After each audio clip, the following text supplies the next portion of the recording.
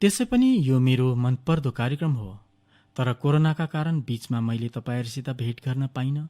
मेरा लागि आजको कार्यक्रम धेरै विशेष खुसीको छ। एउटा लामो अन्तरालपछि तपाईहरु सबैसित भेट गर्ने मौका पाएको छु।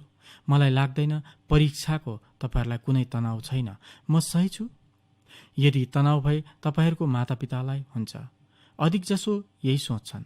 भोलिदेखि विक्रम सम्वत 9 वर्ष सुरु हुँदैछ र त्यसै पनि यो अप्रेल महिना हाम्रो देशमा अनेकौं उत्सव पर्छन्। तपाईहरु सबैलाई आउने सबै उत्सवहरुमा मेरो धेरै धेरै शुभकामना। तर यी उत्सवहरुको बीचमा परीक्षा पनि हुन्छ। यसैले चाडपर्वको मज्जा लिन पाइँदैन। तर यदि परीक्षालाई नै चाड बनायौं भने फेरि यो पर्वमा धेरैवटा रंग भरिन्छ। र यसैले हाम्रो आजको कार्यक्रम हामीले हाम्रो परीक्षामा उत्सवको वातावरण कसरी बनाउने, यसमा कसरी रंगहरू भर्ने, उमंग उत्साहका साथ हामी परीक्षाका लागि कसरी प्रस्थान गर्ने, यही कुराहरूलाई लिएर हामी चर्चा गर्नेछौं। धेरै साथीहरूले मलाई धेरैवटा प्रश्नहरू पठाएका छन्। कतिपयले अडियो मेसेज, कतिपयले भिडियो मेसेज पठाएका छन्। मिडियाका साथीहरूले पनि मलाई ठाउँ ठाउँमा विद्यार्थीहरूसित कुरा गरे धेरैवटा प्रश्नहरू निकालेका छन्। तर समय सीमामा जति गर्न सक्छु त्यति अवश्य गर्नेछु।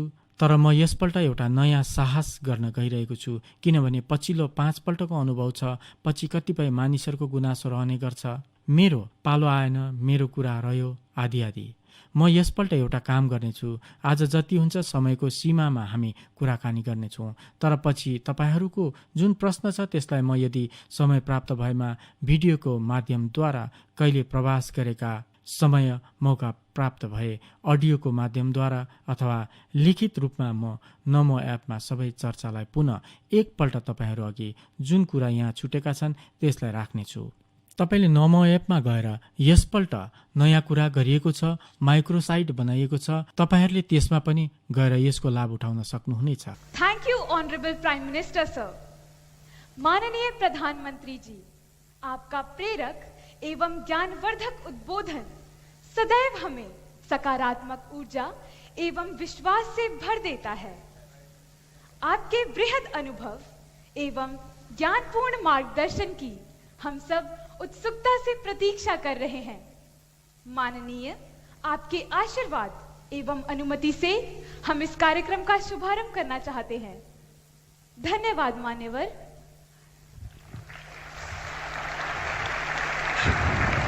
माननीय प्रधानमंत्री जी, भारत की राजधानी ऐतिहासिक नगरी दिल्ली के विवेकानंद स्कूल की कक्षा 12वीं की छात्रा खुशी जैन आपसे प्रश्न पूछना चाहती हैं। खुशी, कृपया अपना प्रश्न पूछिए। ये अच्छी बात है, खुशी से शुरू हो रहा है।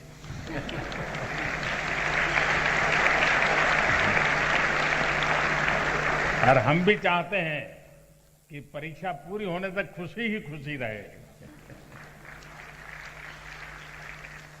माननीय प्रधानमंत्री महोदय, नमस्कार। मेरा नाम खुशी जैन है। मैं कक्षा 12वीं विवेकानंद स्कूल आनंद विहार दिल्ली की छात्रा हूँ। मान्यवर, मेरा प्रश्न है, जब हम घबराहट की स्थिति में होते हैं तो परीक्षा के समय हम तैयारी कैसे करें? धन्यवाद। धन्यवाद खुशी।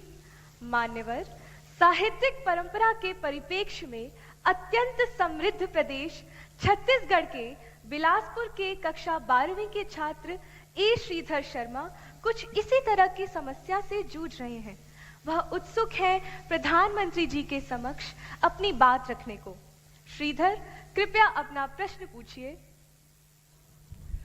नमस्कार माननीय प्रधानमंत्री महोदय, मैं ए श्रीधर शर्मा दक्षिण पूर्व मध्य रेलवे उच्चतर माध्यमिक विद्यालय नंबर 1 बिलासपुर छत्तीसगढ़ के कक्षा 12वीं आर्ट्स का छात्र हूँ। महोदय, मेरे प्रश्न कुछ इस प्रकार हैं। मैं परीक्षा संबंधी तनाव से कैसे निपटूं? अगर मेरे अंक अच्छे नहीं आए तो क्या होगा? अगर मुझे अपेक्षित अंक प्राप्त नहीं हुए तो क्या होगा? और अंततः अगर मेरे ग्रेड अच्छे नहीं आए तो मैं अपने परिवार की निराशा से कैसे निपटूं? धन्यवाद Shridhar. From the land where the Sabarmati Sant Mahatma Gandhi ji started his Satyagrah movement, I invite Kenny Patel, a class 10 student of Vadodara, who earnestly seeks your guidance on similar challenges faced by her. Kenny, please ask your question. Greeting Prime Minister sir. My name is Kenny Patel. I am from Treehouse High School, Vadodara, Gujarat from class 10th. My question is how to overcome the stress of completing the whole syllabus with a proper revision to enhance our marks and result, and how to take proper sleep and rest during the examination time. Thank you sir. Thank you केनी। माननीय प्रधानमंत्री जी, खुशी, श्रीधर शर्मा तथा केनी पटेल परीक्षा के तनाव से व्यथित हैं। उन्हीं की तरह देश भर से अनेक विद्यार्थियों ने एग्जाम स्ट्रेस से संबंधित प्रश्न पूछे हैं। परीक्षा के तनाव से लगभग सभी विद्यार्थी प्रभावित होते हैं और आपके मार्गदर्शन के अभिलाषी हैं। माननीय प्रधानमंत्री जी, यो राम्रो कुरा हो। खुसीबाट सुरु हुँदैछ र म पनि चाहन्छु परीक्षा पूरा नभएसम्म खुसी नै खुसी रहिरहोस्। एकसाथ तपाईहरूले यति धेरै प्रश्न सोध्नुभयो, यस्तो लाग्दैछ मैले नै यो कठिनाइबाट हिँड्नु पर्नेछ। हेर्नुहोस्, तपाईहरूको मनमा यो भय किन हुन्छ? यो मेरो प्रश्न मनमा छ। के तपाईँ पहिलोपल्ट परीक्षा दिन गइरहनु भएको छ? तपाईहरूमध्ये कोही पनि पहिलोचोटि परीक्षा दिन गइरहनु भएको छैन, अर्थात् तपाईँहरूले धेरैवटा परीक्षा दिइसक्नु भएको छ र अब तपाईँहरू एक प्रकारले परीक्षाको यो दौडको अन्तिम किनारातिर पुगिसक्नु भएको छ। यति ठुलो समुद्र पार गरेपछि किनारामा डुब्ने डर, यो त दिमागमा बस्दैन। पहिलो कुरा, तपाईहरू मनमा एउटा कुरा तय गर्नुहोस् कि परीक्षा जीवनको एउटा सहज अङ्ग हो। हाम्रो विकास यात्राको सानो सानो पडाउ छन् र हामीले ती पडाउहरूसितै हिँड्नु छ र हामी हिँडिसकेका छौँ। जब यति धेरैपल्ट हामीले परीक्षा दिइसकेका छौँ र परीक्षा दिँदा दिँदा हामी एक प्रकारले परीक्षा रोधी भइसकेका छौँ र जब तपाईँमा यो विश्वास उत्पन्न हुन्छ, तब यो मात्र होइन, आउने कुनै पनि परीक्षाका लागि यो अनुभव तपाईँ स्वयंमा तपाईँको क्षमता बन्ने गर्छ। यसैले तपाईँको यो अनुभवलाई, जुन प्रक्रियाबाट तपाईँ हिँड्नुभएको छ, त्यसलाई तपाईँले कहिल्यै पनि सानो नसम्झनुहोस्। दोस्रो, तपाईँको मनमा जुन पीडा हुँदछ, भन्नलाई त हामी जे पनि भन्छौँ होला, तर मनमा रहन्छ। तपाईँहरूलाई मेरो सुझाव छ, यो परीक्षाका बीच समय अधिक छैन, यो बोझसित जिउनु पर्नेछ। जुन गरेको छ त्यसलाई विश्वासमा लिएर अघि बढ्नु छ। हुनसक्छ एक दुईवटा कुरा छोडिए होलान्, एक दुईवटा कुरामा केही अधिक मेहनत चाहिएको थियो होला, भएन होला, तर जे भएको छ त्यसमा मेरो भरपूर आत्मविश्वास छ। यसले अन्य कुरामा पनि पराजित गर्छ। यसैले मेरो तपाईँहरूसित बिन्ती छ कि तपाईँहरू यो बोझमा नबस्नुहोस्, डर र पीडा उत्पन्न गराउने वातावरणलाई फस्टाउन नै नदिनुहोस्। जति सहज दिनचर्या तपाईँहरूको रहन्छ, त्यति नै सहज दिनचर्या तपाईँले आफ्नो आगामी परीक्षाका समय पनि बिताउनुहोस्। अतिरिक्त कम अधिक, जोड्नु तोड्नु, त्यो तपाईँको सम्पूर्ण स्वभावले कठिनाइ उत्पन्न गराउँछ। उसले यो गर्छ भने म पनि त्यसै गर्छु, मेरो साथीले यसो गर्छ भने उसलाई राम्रो अङ्क प्राप्त हुन्छ, म पनि यसो गर्छु, यो तपाईँ त्यो केही पनि नगर्नुहोस्। जुन तपाईँले सुन्नुभएको छ तपाईँ त्यही गर्नुहोस्। जुन पहिलादेखि गर्दै र त्यसमा तपाईँ विश्वास गर्नुहोस्। मलाई तपाईँहरूमाथि विश्वास छ कि तपाईँहरूले धेरै सरलताका साथ, उमङ्गका साथ अनि उत्साहका साथ एक उत्सव मुडमा परीक्षा दिन सक्नुहुनेछ अनि सफल भएरै छोड्नुहुनेछ।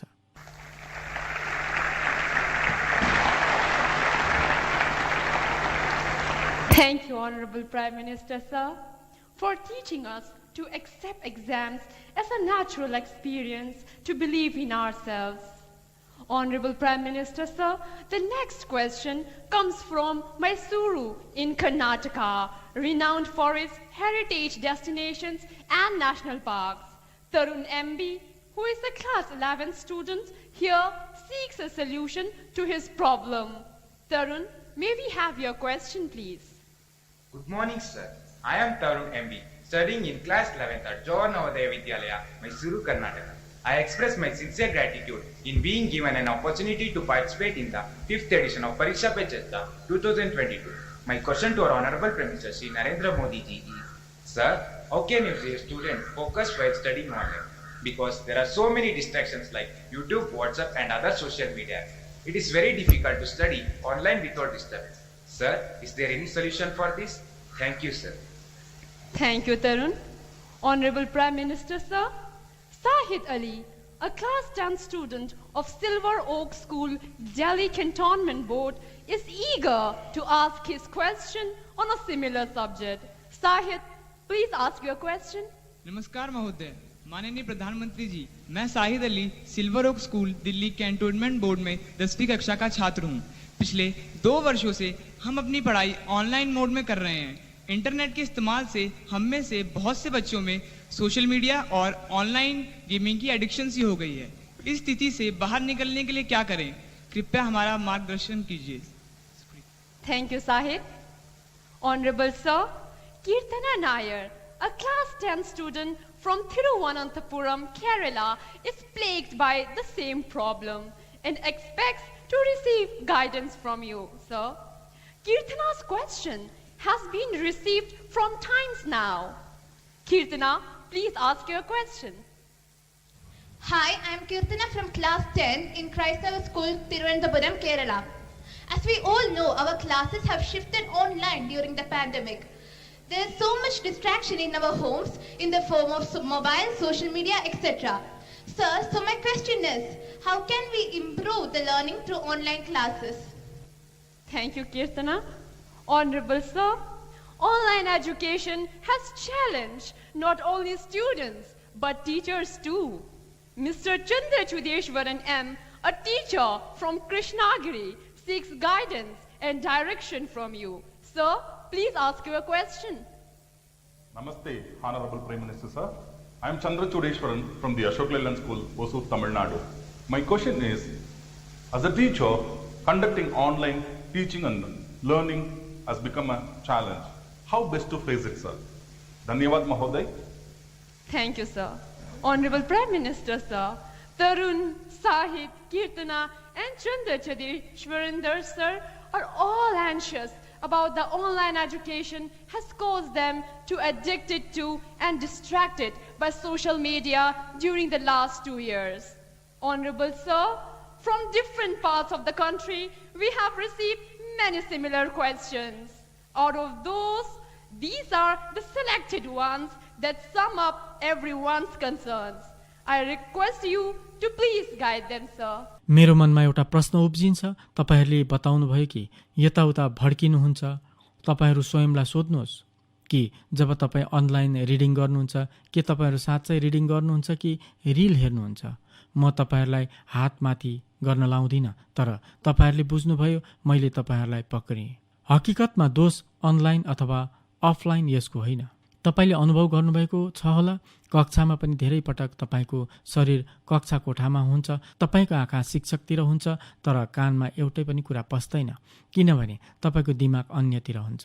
कानको त कुनै ढोका लगाएको छैन, कुनै खिड्की लगाएको छैन, तर जब मन कतै अन्यतिर छ भने तब सुन्ने नै बन्द हुन्छ, रजिस्टर नै हुँदैन। जुन कुरा अफलाइन हुन्छ त्यही कुरा अनलाइन पनि हुन्छ। यसको अर्थ हो माध्यम समस्या होइन, मन समस्या हो। माध्यम अनलाइन होस् वा अफलाइन, यदि मेरो मन पूर्ण रूपमा त्यसमा जोडिएको छ भने, त्यसमा डुबेको छ भने मेरो एउटा खोजी मन छ जसले त्यसका कुराहरूलाई समात्ने कोसिस गरिरहेको छ, तब तपाईका लागि अनलाइन वा अफलाइन म मान्दिनँ कुनै फरक पर्न सक्छ।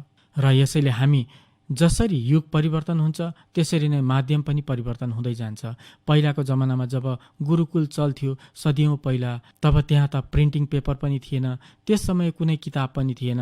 जस्तो कण्ठन जब चल्थ्यो तब उनीहरूको श्रवण शक्ति यति तीव्र हुन्थ्यो, सुन्थे अनि त्यसलाई कण्ठस्थ गर्दथे र पिढी दर पिढी कानद्वारा सिकेपछिबाट युग बदलियो, प्रिन्टेड सामग्री आयो, किताबहरू आउन थाले, तब मानिसहरू त्यतापट्टि ढल्किए। यो मूल्याङ्कन लगातार चलिरहेको छ। यही त मानव जीवनको विशेषता हो। यो मूल्याङ्कनको एउटा अङ्ग हो। आज हामी डिजिटल ग्याजेटको माध्यमद्वारा, नयाँ तकनिकी टुल्सको माध्यमद्वारा धेरै सहजतासित कुराहरूलाई प्राप्त गर्न सक्छौँ अनि व्यापक रूपमा प्राप्त गर्न सक्छौँ। यसलाई हामीले एउटा अवसर मान्नुपर्छ, समस्या होइन।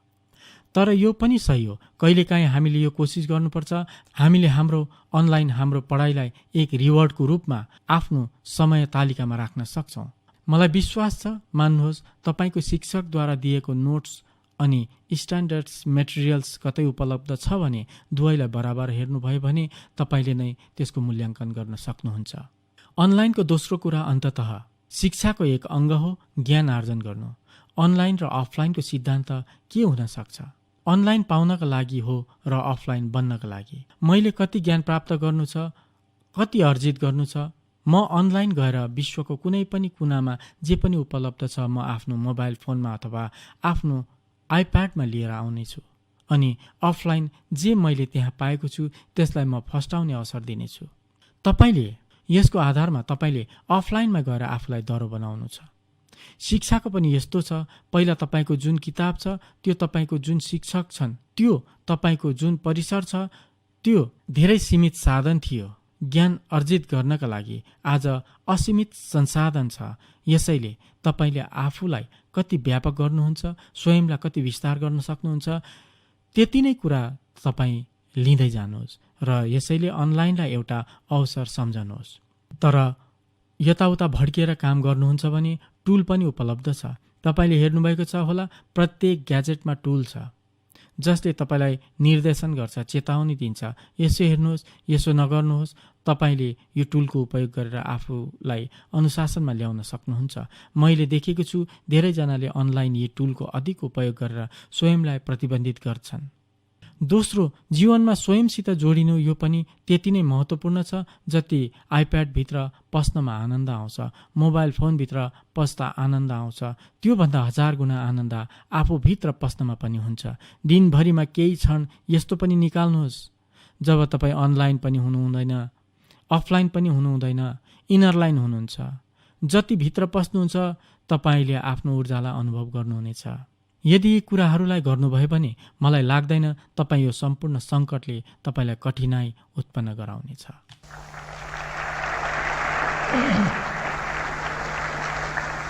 माननीय प्रधानमंत्री जी, आपने हमें मूल मंत्र दिया कि जब हम एकाग्र मन होकर अपनी पढ़ाई करें तो सफलता हमें अवश्य मिलेगी। धन्यवाद महोदय। माननीय प्रधानमंत्री जी, वैदिक सभ्यता और सिंधु घाटी सभ्यता के मुख्य निवास स्थान पानीपत हरियाणा से सुश्री सुमन रानी, जो कि एक शिक्षिका है, आपके समक्ष अपना प्रश्न रखना चाहती है। सुश्री सुमन रानी मैम, कृपया अपना प्रश्न पूछिए। महोदय जी, मैं Suman Rani, TGT social science, DAV police public school Panipat से। सर, मेरा आपसे प्रश्न है कि नई शिक्षा नीति छात्रों को उनके कौशल को विकसित करने में नए अवसर कैसे प्रदान करेगी? धन्यवाद महोदय। धन्यवाद मैम। मान्यवर, पूर्व के स्कॉटलैंड नाम से प्रसिद्ध मेघालय के ईस्ट खासी हिल्स की कक्षा 9वीं की छात्रा शीला वैष्णव भी आपसे इसी विषय पर प्रश्न पूछना चाहती है। शीला, कृपया अपना प्रश्न रखें। Good morning, sir. I am Sheila Vaishnav of Jawahar Navodaya Vidyalaya, Maflak, East Khasi Hills, Meghalaya, studying in class 9th. My question to Honorable Prime Minister is how provisions of National Education Policy will empower students' lives in particular and society in general and pave way for Naya Bharat. Thank you, sir. Thank you Sheela. श्रद्धेय प्रधानमंत्री जी, नई शिक्षा नीति को ध्यान में रखते हुए इस तरह के कई और भी सवाल देश भर से प्राप्त हुए हैं, जिनमें विद्यार्थियों ने यह अभिव्यक्त किया है कि हमारी रुचि कुछ और होती है, हम विषय कोई और पढ़ रहे होते हैं। ऐसी स्थिति में क्या करें? कृपया मार्गदर्शन कर कृतार्थ करें। गम्भीर प्रकारको प्रश्न सोधिएको छ अनि यति कम समयमा त्यसको विस्तारमा उत्तर दिनु पनि गाह्रो छ।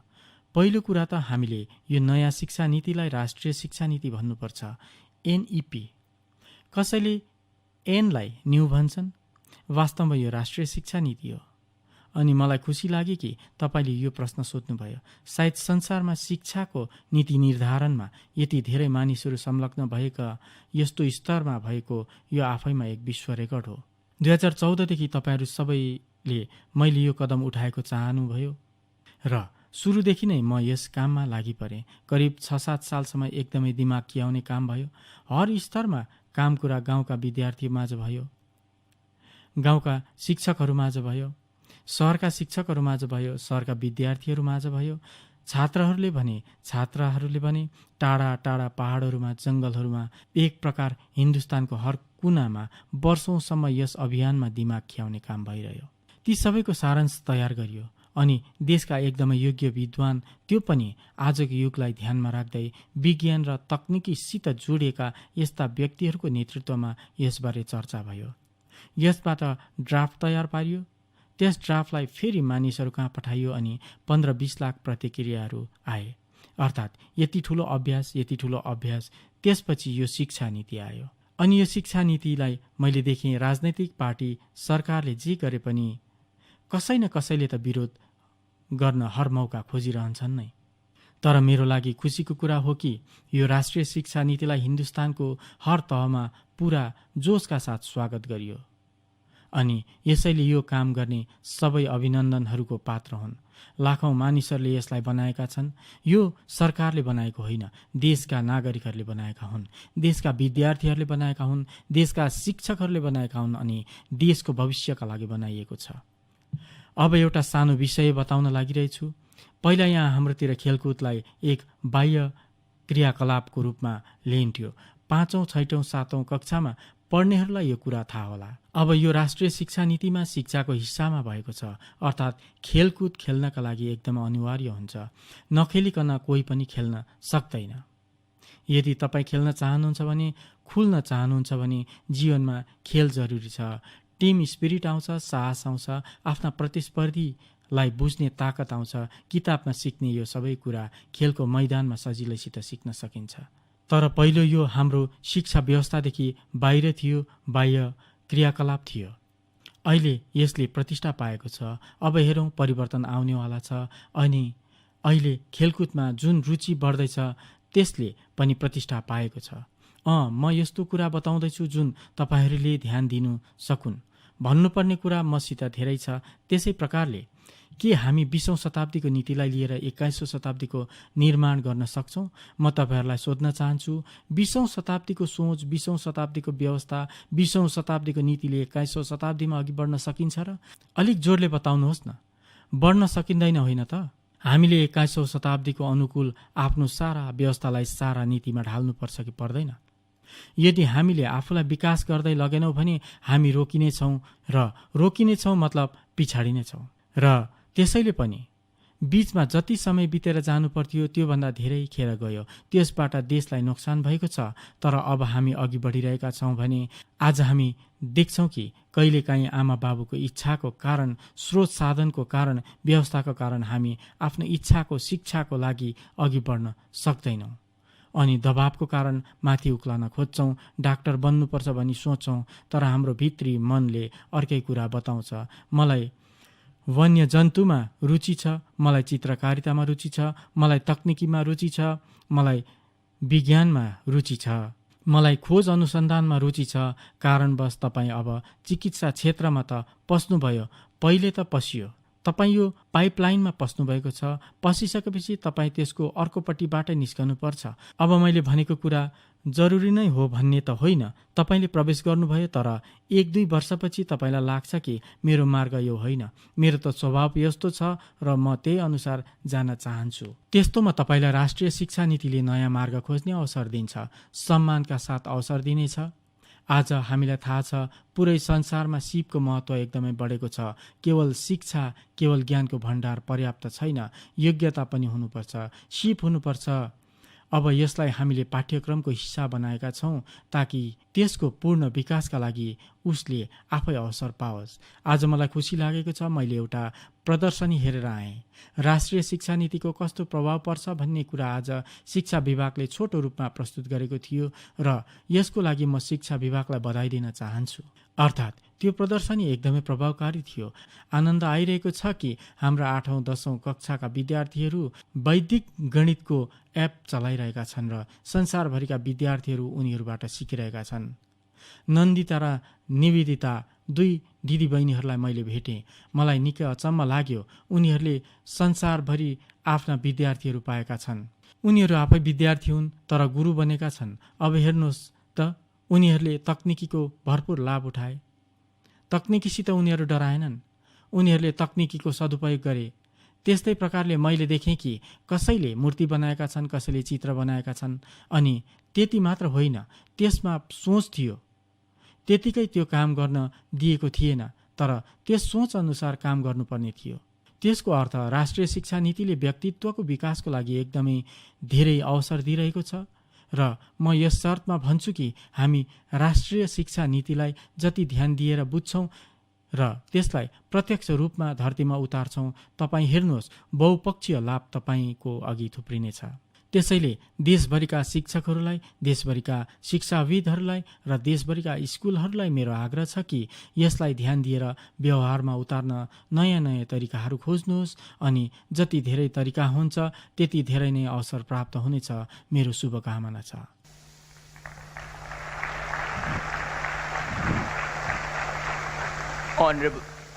Honorable Prime Minister, sir, now we are absolutely confident that the national education policy will redefine the meaning of education for us and our future is brilliant. हम खेलेंगे तो अवश्य खेलेंगे. Honorable sir, Roshni of Rajkiya Kanya Inter College in the industrial town of Ghaziabad seeks respected Prime Minister's help and guidance on certain issues. Roshni, please ask your question. नमस्कार महोदय, माननीय प्रधानमंत्री जी, मैं रोशनी राजकीय कन्या इंटर कॉलेज विजयनगर गाजियाबाद उत्तर प्रदेश में 11वीं कक्षा की छात्रा हूँ। मान्यवर, मेरा प्रश्न यह है कि मुझे आश्चर्य है कि क्या छात्र परीक्षा से डरते हैं या अपने माता पिता और शिक्षकों से? क्या हमें परीक्षा को बहुत गंभीरता से लेना चाहिए जैसे कि हमारे माता पिता या शिक्षक हमसे उम्मीद करते हैं, या बस त्योहारों की तरह उनका आनंद लें?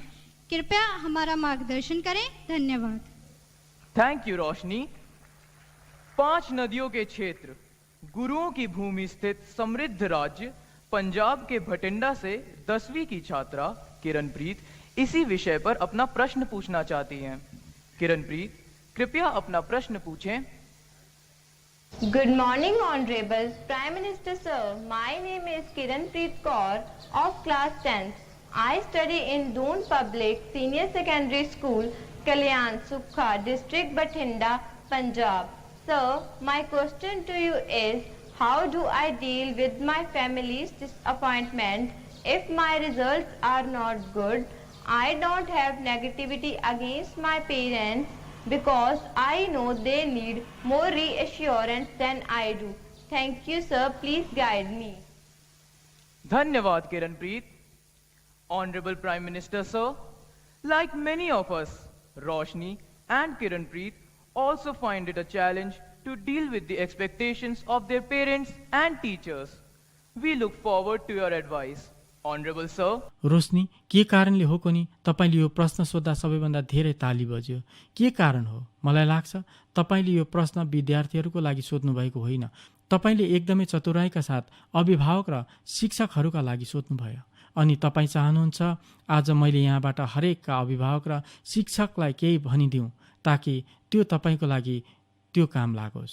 यसको मतलब तपाईमाथि दबाव छ शिक्षकको, तपाईमाथि दबाव छ अभिभावकको। यसले गर्दा तपाईँ अन्यलमा हुनुहुन्छ र सोच्नुहुन्छ कि म मेरो लागि गरौँ कि उनीहरूले भने अनुसार गरौँ। म उनीहरूलाई सम्झाउन सक्दिनँ र म आफ्नो इच्छालाई छोड्न पनि सक्दिनँ। यो तपाईको चिन्ता म महसुस गर्दैछु। म सबैभन्दा पहिला त अभिभावक र शिक्षकहरूलाई यो अवश्य बताउन चाहन्छु कि तपाईहरू मनमा सपना लिएर जिउनुहुन्छ या त तपाईहरूको आफ्नै सपना अधुरो रहेको छ। तपाईँ जो गर्न चाहनुहुन्छ त्यसलाई नानीहरूमाथि लाद्नु हुँदैन।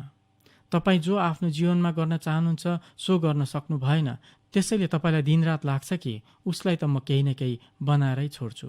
अर्थात् तपाईँ आफ्नो मनको कुरालाई, आफ्नो सपनालाई, आफ्नो अपेक्षा र आकाङ्क्षालाई आफ्ना नानीहरूमा एक प्रकारले इन्जेक्ट गर्ने प्रयास गर्नुहुँदैछ। नानीहरूले तपाईँलाई आदर गर्छन्, आमा बाबुको कुरालाई महत्त्व दिन्छन्। अर्कोतिर शिक्षक भन्छन् कि तिमी यो बन्न चाहन्छौ भने यो गर। हाम्रो स्कुलमा त यही नियम छ, हाम्रो त यही परम्परा छ। तपाईँको मनले त्यसै भन्छ। अनि धेरैजसो हाम्रा नानीहरूको विकासमा जुन अन्यलता र विरोधाभासपूर्ण स्थिति आइपर्छ यो उनीहरूका लागि एकदमै चिन्ताको विषय हो। त्यसैले पुरानो जमानामा शिक्षक परिवारसित सम्पर्कमा हुने गर्थे। परिवारका सबै सदस्यले शिक्षकलाई चिन्दथे अनि परिवारले आफ्नो नानीको लागि के सोच्छ त्यसबारे शिक्षकलाई पनि थाहा हुन्थ्यो। शिक्षकले के गर्छन्, कसरी गर्छन् भन्ने कुरासित परिवार पनि परिचित हुन्थे। भन्नुको अर्थ शिक्षा स्कुलमा सञ्चालन होस् या घरमा सबैजना एकै मञ्चमा हुने गर्थे। अहिले के भएको छ, नानीहरू दिनभरि के गर्छन् आमा बाबुलाई थाहा हुँदैन। शिक्षकलाई पाठ्यक्रमसित मात्र लिनु दिनुहुन्छ। उनी सोच्छन् मेरो पाठ्यक्रम पुरा भयो, मेरो काम पुरा भयो, मैले राम्ररी पढाएँ, एकदमै मेहनत गरेर पढाएँ। यस्तो होइन कि मैले पढाइनँ, तथापि उनलाई लाग्छ कि मेरो जिम्मेवारी हो पाठ्यक्रम पुरा गर्नु, यो मेरो दायित्व हो। तर नानीहरूको मनले अर्कै कुरा भन्छ। त्यसैले जबसम्म चाहे अभिभावक हुन् या शिक्षक या स्कुलको परिवेश, हामी नानीहरूको शक्ति र सीमा, उसका रुचि र उसका प्रवृत्ति, उसका अपेक्षा, उसका आकांक्षा, यी सबै कुरालाई ध्यान दिएर निहाल्ने गर्दैनौँ। उनीहरूलाई जान्ने र बुझ्ने प्रयास गर्दैनौँ अनि हामी उनीहरूलाई धक्का दिँदै जान्छौँ र उनीहरू कहीँ न कहीँ लडखडाउन पुग्छन्। त्यसैले म रोशनी मार्फत सबै अभिभावकलाई, सबै शिक्षकहरूलाई भन्न चाहन्छु कि तपाईँहरू आफ्नो मनको इच्छा आकांक्षा अनुसार आफ्ना नानीहरूलाई बोझ नलादिदिनुहोस्। यसबाट बच्ने प्रयास गर्नुहोस्। हरेक बच्चासित शक्ति हुन्छ र सबै आमा बाबुले स्वीकार्नुपर्छ कि तपाईँ जस्तै ऊ योग्य होस् कि नहोस्, तर परमात्मालाई उसलाई कुनै न कुनै ताकतका साथ पठाउनु भएको छ। उसको भित्र कुनै सामर्थ्य छ, यो तपाईँको देन हो। उसको सामर्थ्यलाई नचिन्नु तपाईँको कमजोरी हो। उसको सपनालाई बुझ्न नसक्नु तपाईँको कमजोरी हो। त्यसैले दूरी त्यहीँबाट बन्द छ। अब म यो त भन्दिनँ कि आमा बाबुको कुरा नसुन्नुहोस्, शिक्षकहरूको कुरा नसुन्नुहोस् भनेर त म भन्दिनँ। यो त ठिक होइन। उनीहरूको कुरा त सुन्नुपर्छ, उनीहरूले भनेका कुरा बुझ्नुपर्छ, तर हामीले ती कुरालाई स्वीकार गर्नुपर्छ कि जुन हामीभित्र सहज रूपमा छ। तपाईँले देख्नुभएको होला, धरती पनि हेर्दा त निर्जीव लाग्छ। एउटा बीज रोप्यो भने त्यसबाट केही निस्कँदैन, तर त्यही धरतीमा दोस्रो बीज रोप्यो भने धेरै कुरा निस्केर आउँछ, धेरै कुरा बन्छन्। दोष धरतीको होइन, कुन चाहिँ बीज रोपियो दोष त त्यो हो। त्यसैले तपाईँलाई नै थाहा छ कि कुन चाहिँ कुरा तपाईँ चाँडै अँगाल्न सक्नुहुन्छ, कुन चाहिँ कुरा तपाईँको मनसित एकदमै अघि बढेर जान्छ। त्यो कुरामा तपाईँ तनमनले लाग्नुहोस्। तपाईँलाई कहिले बोझ महसुस हुने छैन। सायद सुरुमा केही रोकावट आउँछन्, तर पछि परिवारले गर्व गर्न थाल्छन्, यसले त यसमा एकदमै राम्रो गर्यो, हाम्रो नाम उच्च भयो, मानिसहरूसित हुँदा प्रशंसा पाइन्छ। हिजोसम्म तपाईँको ताकतलाई स्वीकार नगर्नेहरूले नै भविष्यमा तपाईँको ताकतको प्रशंसा गर्न थाल्नेछन्। त्यसकारण तपाईँ हाँस्दै खेल्दै उमङ्ग साथ जो निम्नतम मापदण्ड छ त्यसलाई पुरा गर्दै अतिरिक्त सामर्थ्यलाई जोड्दै अघि बढ्नुहोस्। तपाईँलाई धेरै लाभ पुग्नेछ।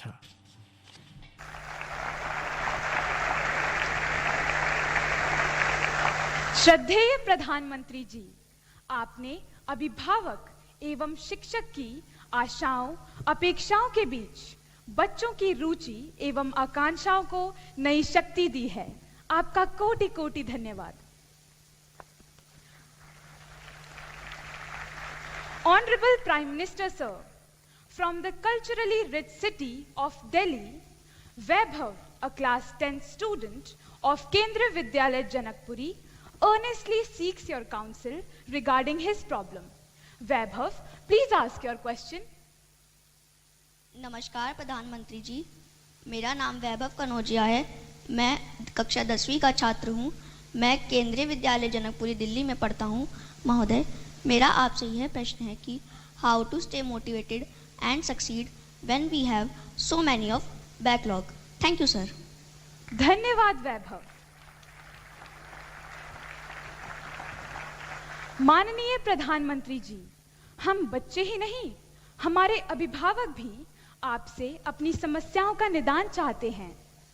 सुजीत कुमार प्रधान जी, जो झारसुगुड़ा उड़ीसा से एक अभिभावक हैं, आपसे इसी विषय पर मार्गदर्शन की अपेक्षा रखते हैं। श्रीमान सुजीत प्रधान जी, कृपया अपना प्रश्न पूछें। माननीय प्रधानमंत्री जी नमस्कार, मेरा नाम सुजीत कुमार प्रधान। मेरा प्रश्न है, पाठ्येतर गतिविधि के लिए बच्चों को कैसे प्रेरित करें? धन्यवाद। धन्यवाद श्रीमान। माननीय प्रधानमंत्री जी, स्थापत्य और चित्रकला के धनी राजस्थान के जयपुर की कक्षा 12वीं की छात्रा कोमल शर्मा आपसे अपनी परेशानी का हल चाहती हैं। कोमल, कृपया अपना प्रश्न पूछें। नमस्कार माननीय प्रधानमंत्री जी महोदय, मेरा नाम कोमल शर्मा है। मैं राजकीय बालिका उच्च माध्यमिक विद्यालय बगरू जयपुर कक्षा 12वीं की छात्रा हूँ। मेरा प्रश्न आपसे ये था कि मेरे एक सहपाठी का एक पेपर अच्छा नहीं गया है, तो मैं उसे दिलासा कैसे दूं? धन्यवाद। धन्यवाद कोमल। Honorable Prime Minister, sir, Aaron Epen, a class 10th student of Qatar, is overwhelmed by a similar problem. Aaron, please go ahead and ask your question. Namaste, sir. Greetings from MES Indian School, Doha, Qatar. My name is Aaron Epen of class 10. My questions to the Honorable Prime Minister of India are these. How to stop myself from procrastinating and how to keep away my exam fears and the sense of lack of preparation. Thank you, Aaron. Honorable Prime Minister, sir, Vaibhav, Mr. Pradhanji, Komal and Aaron are eager to gain from your wisdom on how to handle the problem of lack of motivation and how to sustain commitment to academics. Also, many other students from all over India want to know how to ensure that they participate equally in extracurricular activities to be well-integrated individuals. Kindly guide all of us, sir. कसैले यो सोच्छन् कि मोटिभेसनको कुनै injection पाए त injection लगाएर मोटिभेसनको assurance पाउने थिए। कसैलाई लाग्छ कि यो फर्मुला पाए त मोटिभेसनको कुनै समस्या नै रहने थिएन। म सोच्छु कि यो धेरै ठुलो गल्ती हुने थियो। तर पहिला त तपाईँ आफैलाई अब्जर्भ गर्नुहोस् कि तपाईँ कुन कुराले पूर्ण रूपमा डिमोटिभेटेड हुनुहुन्छ। तपाईँले थाहा पाउनुहुनेछ, तपाईँ दिनभरि हेर्नुहुन्छ, हप्ता दिनसम्म हेर्नुहुन्छ, महिनाभरि हेर्नुहुन्छ अनि आफै थाहा पाउनुहुनेछ कि यस्तो हुँदा चाहिँ म केही गर्न सक्दिनँ, मेरो निम्ति साह्रो छ। आफैलाई जान्नु अनि यसमा पनि त्यो कुरा के हो जसले मलाई हताश गराउँछ, निराश बनाउँछ। एकपल्ट यो थाहा पायौँ अनि एकपल्ट नम्बर बेसमा हाल्यौँ, ठिक छ, अनि फेरि कोसिस गर्नुहोस् कि त्यो कुन कुरा हो जसले तपाईँलाई सजिलै मोटिभेट गराउँछ। जुन कुराले तपाईँलाई सहजै मोटिभेट गराउँछ त्यसलाई आइडेन्टिफाई गर्नुहोस्। मानिलिनुहोस् कि तपाईँले कुनै राम्रो गीत सुन्नुभयो, त्यसको सङ्गीत मात्र नभएर शब्दमा पनि कतिपय यस्तो कुरा हुन्छ, अरे सोच्ने तरिका यस्तो पनि हुनसक्छ। अनि तपाईँले थाहा पाउनुभएको होला कि तपाईँ नयाँ रूपले सोच्न सुरु गर्नुहुन्छ। कसैले तपाईँलाई भनेको थियो, भनेको थिएन, तर तपाईँले आफैलाई तयार गर्नुभएको थियो कि त्यो कुन चिजहरू हो जसले तपाईँलाई मोटिभेट गरेको थियो अनि तपाईँले थाहा पाउनुभयो। अनि तपाईँको मन हुन्छ यो मेरो निम्ति धेरै कामको कुरा हो। यसैले म चाहन्छु कि तपाईँ आफ्नो विषयमा अवश्य एनालाइसिस गरिरहनुहोस्। त्यसमा कसैको मद्दत लिने चक्करमा नपर्नुहोस्। घरिघरि कसैलाई गएर मुड छैन नभन्नुहोस्, मलाई मजा आउँदैन। फेरि तपाईँभित्र यस्तो विकनेस उत्पन्न हुन्छ कि हरेक पटक तपाईँ सिम्पेथी चाहनुहुन्छ। फेरि तपाईँको मन हुन्छ मम्मी मेरो छेउमा बसुन्, मलाई माया गरून्, मलाई स्याहारुन्, मलाई पुलपुल्याउन्, मलाई हेरचाह गरून्। एउटा विकनेस बिस्तारै डेभलप हुँदै जान्छ। केही समय त राम्रो बित्छ। यसैले कहिले पनि ती विषयहरूलाई सिम्प्याथी गेन गर्नको निम्ति प्रयोग नगर्नुहोस्, कहिल्यै नगर्नुहोस्। हो, जीवनमा हताश आउँछ, समस्या आउँछ, निराशा आउँछ, म त्यसलाई आफै जिउँछु, म त्योसँग डटेर लड्नेछु अनि मेरो नै निराशा उदासीनतालाई म आफै अन्त गर्नेछु। यो विश्वास उत्पन्न गर्नुपर्छ। दोस्रो हो, हामी कुन कुरालाई अब्जर्भ गर्छौँ। कहिलेकाहीँ कुनै कुरालाई अब्जर्भ गर्नाले पनि हामीलाई धेरै प्रेरणा मिल्ने गर्छ। मान्नुहोस् तपाईँकै घरमा एउटा 2 सालको नानी छ, उसलाई केही चाहिएको छ तर उसको निम्ति धेरै कठिन छ। तपाईँ टाढाबाट हेरिरहनुहोस् कि लड्छ, त्यहाँसम्म पुग्दैन, थाक्छ अनि केही बेरलाई बिसाउँछ अनि फेरि कोसिस गर्छ। अर्थात् तपाईँलाई सिकाइरहेछ कि ठिक छ, मेरो निम्ति साह्रो छ तर म आफ्नो कोसिस छोड्ने छुइनँ। यो मोटिभेसन कुनै स्कुलमा कसैले त्यो 2 वर्षको नानीलाई पढाएको थियो त? त्यो 2 वर्षको नानीलाई भन्नको निम्ति कुनै प्राइम मिनिस्टर गएको थियो त? कुनै प्राइम मिनिस्टरले भनेको थियो त अरे निराश नहुआ, उठ, कुद, के यो भन्न गएको थियो त? ईश्वरले एउटा इनभेरिएन्ट क्वालिटी हामी सबैमा राखेका छन् जो हामीलाई केही न केही गराउनको निम्ति त्यो ड्राइभिङ फोर्स बनिन्छ। सानो नानीमा पनि हुन्छ। हामीले कहिले यी कुराहरूलाई अब्जर्भ गरेका छौँ? तपाईँले हेर्नुभएको होला कि कुनै दिव्याङ्ग आफ्नो केही गतिविधिहरू गर्छन्, उसले आफ्नो तरिका आफ्नोसँग खोजेका छन्, तर हामीले माइन्युटली अब्जर्भ गरेका छौँ कि हेर ईश्वरले उसको शरीरमा यति धेरै कमीहरू दिएका छन् तर पनि उसले हार मानेको छैन। उसले आफ्नो कमजोरीहरूलाई नै शक्ति बनाएको छ अनि त्यो शक्ति आफूलाई त कुदाउँछ नै अनि त्यो शक्तिले जो हेर्छन् त्यो अब्जर्भ गर्छन् उनलाई पनि प्रेरणा दिन्छ। हामी कोसिस गरौँ हाम्रो वरपर जुन कुराहरू छ त्यसलाई त्यो रूपमा अब्जर्भ गरौँ, त्यसको विकनेसलाई होइन। त्यस कमीहरूलाई उसले कसरी हराएको छ, ती कमीहरूलाई कसरी हराउँछ त्यो प्रक्रियालाई निहालेर हेर्नुहोस्। तपाईँ फेरि आफैलाई त्यससँग कोरिलेट गर्नुहुनेछ। यदि उसले यस्तो गर्नु सक्छ भने म पनि गर्न सक्छु। ईश्वरले मलाई हात खुट्टा सही दिएका छन्, ममा त केही कमी छैन, म किन चुपचाप बसिरहेको छु? तपाईँ आफै अघि बढ्न सुरु गर्नुहुन्छ। अनि यसैले मलाई लाग्छ कि दोस्रो विषय पनि छ कि तपाईँ आफै एक्जाम लिनुहुन्छ त तपाईँ आफ्नो एक्जाम पनि कहिलेकाहीँ लिनुहोस् न। कसैले तपाईँलाई एक्जाम किन लियोस्? जस्तो कि मैले सायद मेरो किताब एक्जाम वरियरमा कतै लेखेको छु कि तपाईँ एक्जामलाई नै एउटा चिठी लेख्नुहोस्, हे डियर एक्जाम, अनि त्यसलाई लेख त के सम्झिन्छस्? मैले यो तयार गरेको छु, यति पढेको छु, यति लेखेको छु, यति मेहनत गरेको छु, मैले टिचरसँग पढेको छु, म मेमोरीसँग बसेर तयारी गरेको छु, मैले यति धेरै सिकेर आएको छु। अरे तिमी को हौ मसँग प्रतिस्पर्धा गर्ने? तिमी को हौ मेरो एक्जाम लिने? म तिम्रो एक्जाम लिन्छु। तिमी मलाई तल झारेर देखाऊ, म तिमीलाई तल झारेर देखाउँछु। कहिले त भन्नुहोस्? कहिलेकाहीँ तपाईँलाई लाग्छ कि म जो सोच्छु त्यो सही हो या गलत हो। तपाईँ यसो गर्नुहोस्, एकपल्ट रिप्ले गर्ने आदत बनाउनुहोस्।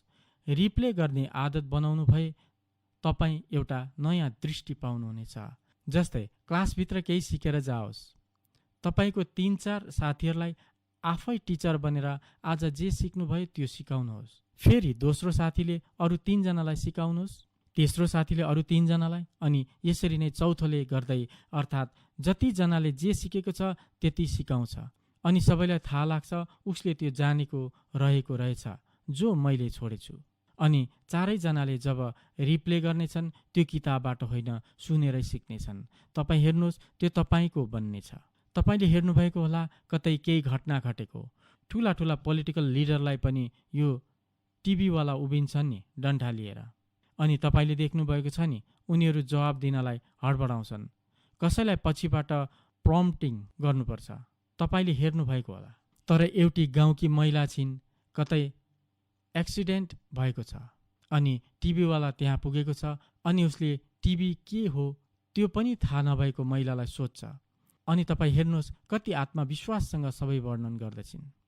यो भएको थियो, यस्तो भएको थियो, त्यस्तो भएको थियो, पर्फेक्टली सबै बताउँछिन्। किनकि जो उसले अनुभव गरिन् त्यसलाई आत्मसार गर्छिन् अनि त्यसकारण ऊ त्यस कुरालाई धेरै सरलसँग रिप्ले गर्छिन्। अनि यसैले म मान्छु कि तपाईँ आफैलाई खुल्ला मनले यी कुराहरूसँग जोड्नुहुन्छ भने निराशाले कहिले पनि तपाईँको दैलो ढकढकाउने छैन।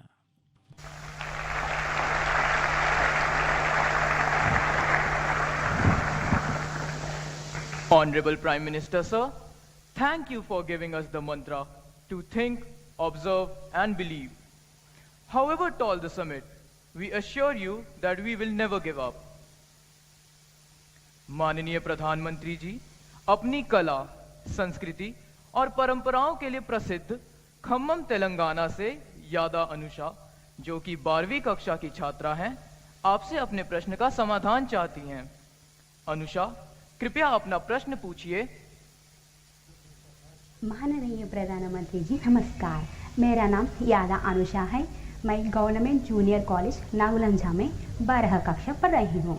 मैं खम्मम जिले तेलंगाना से हूँ।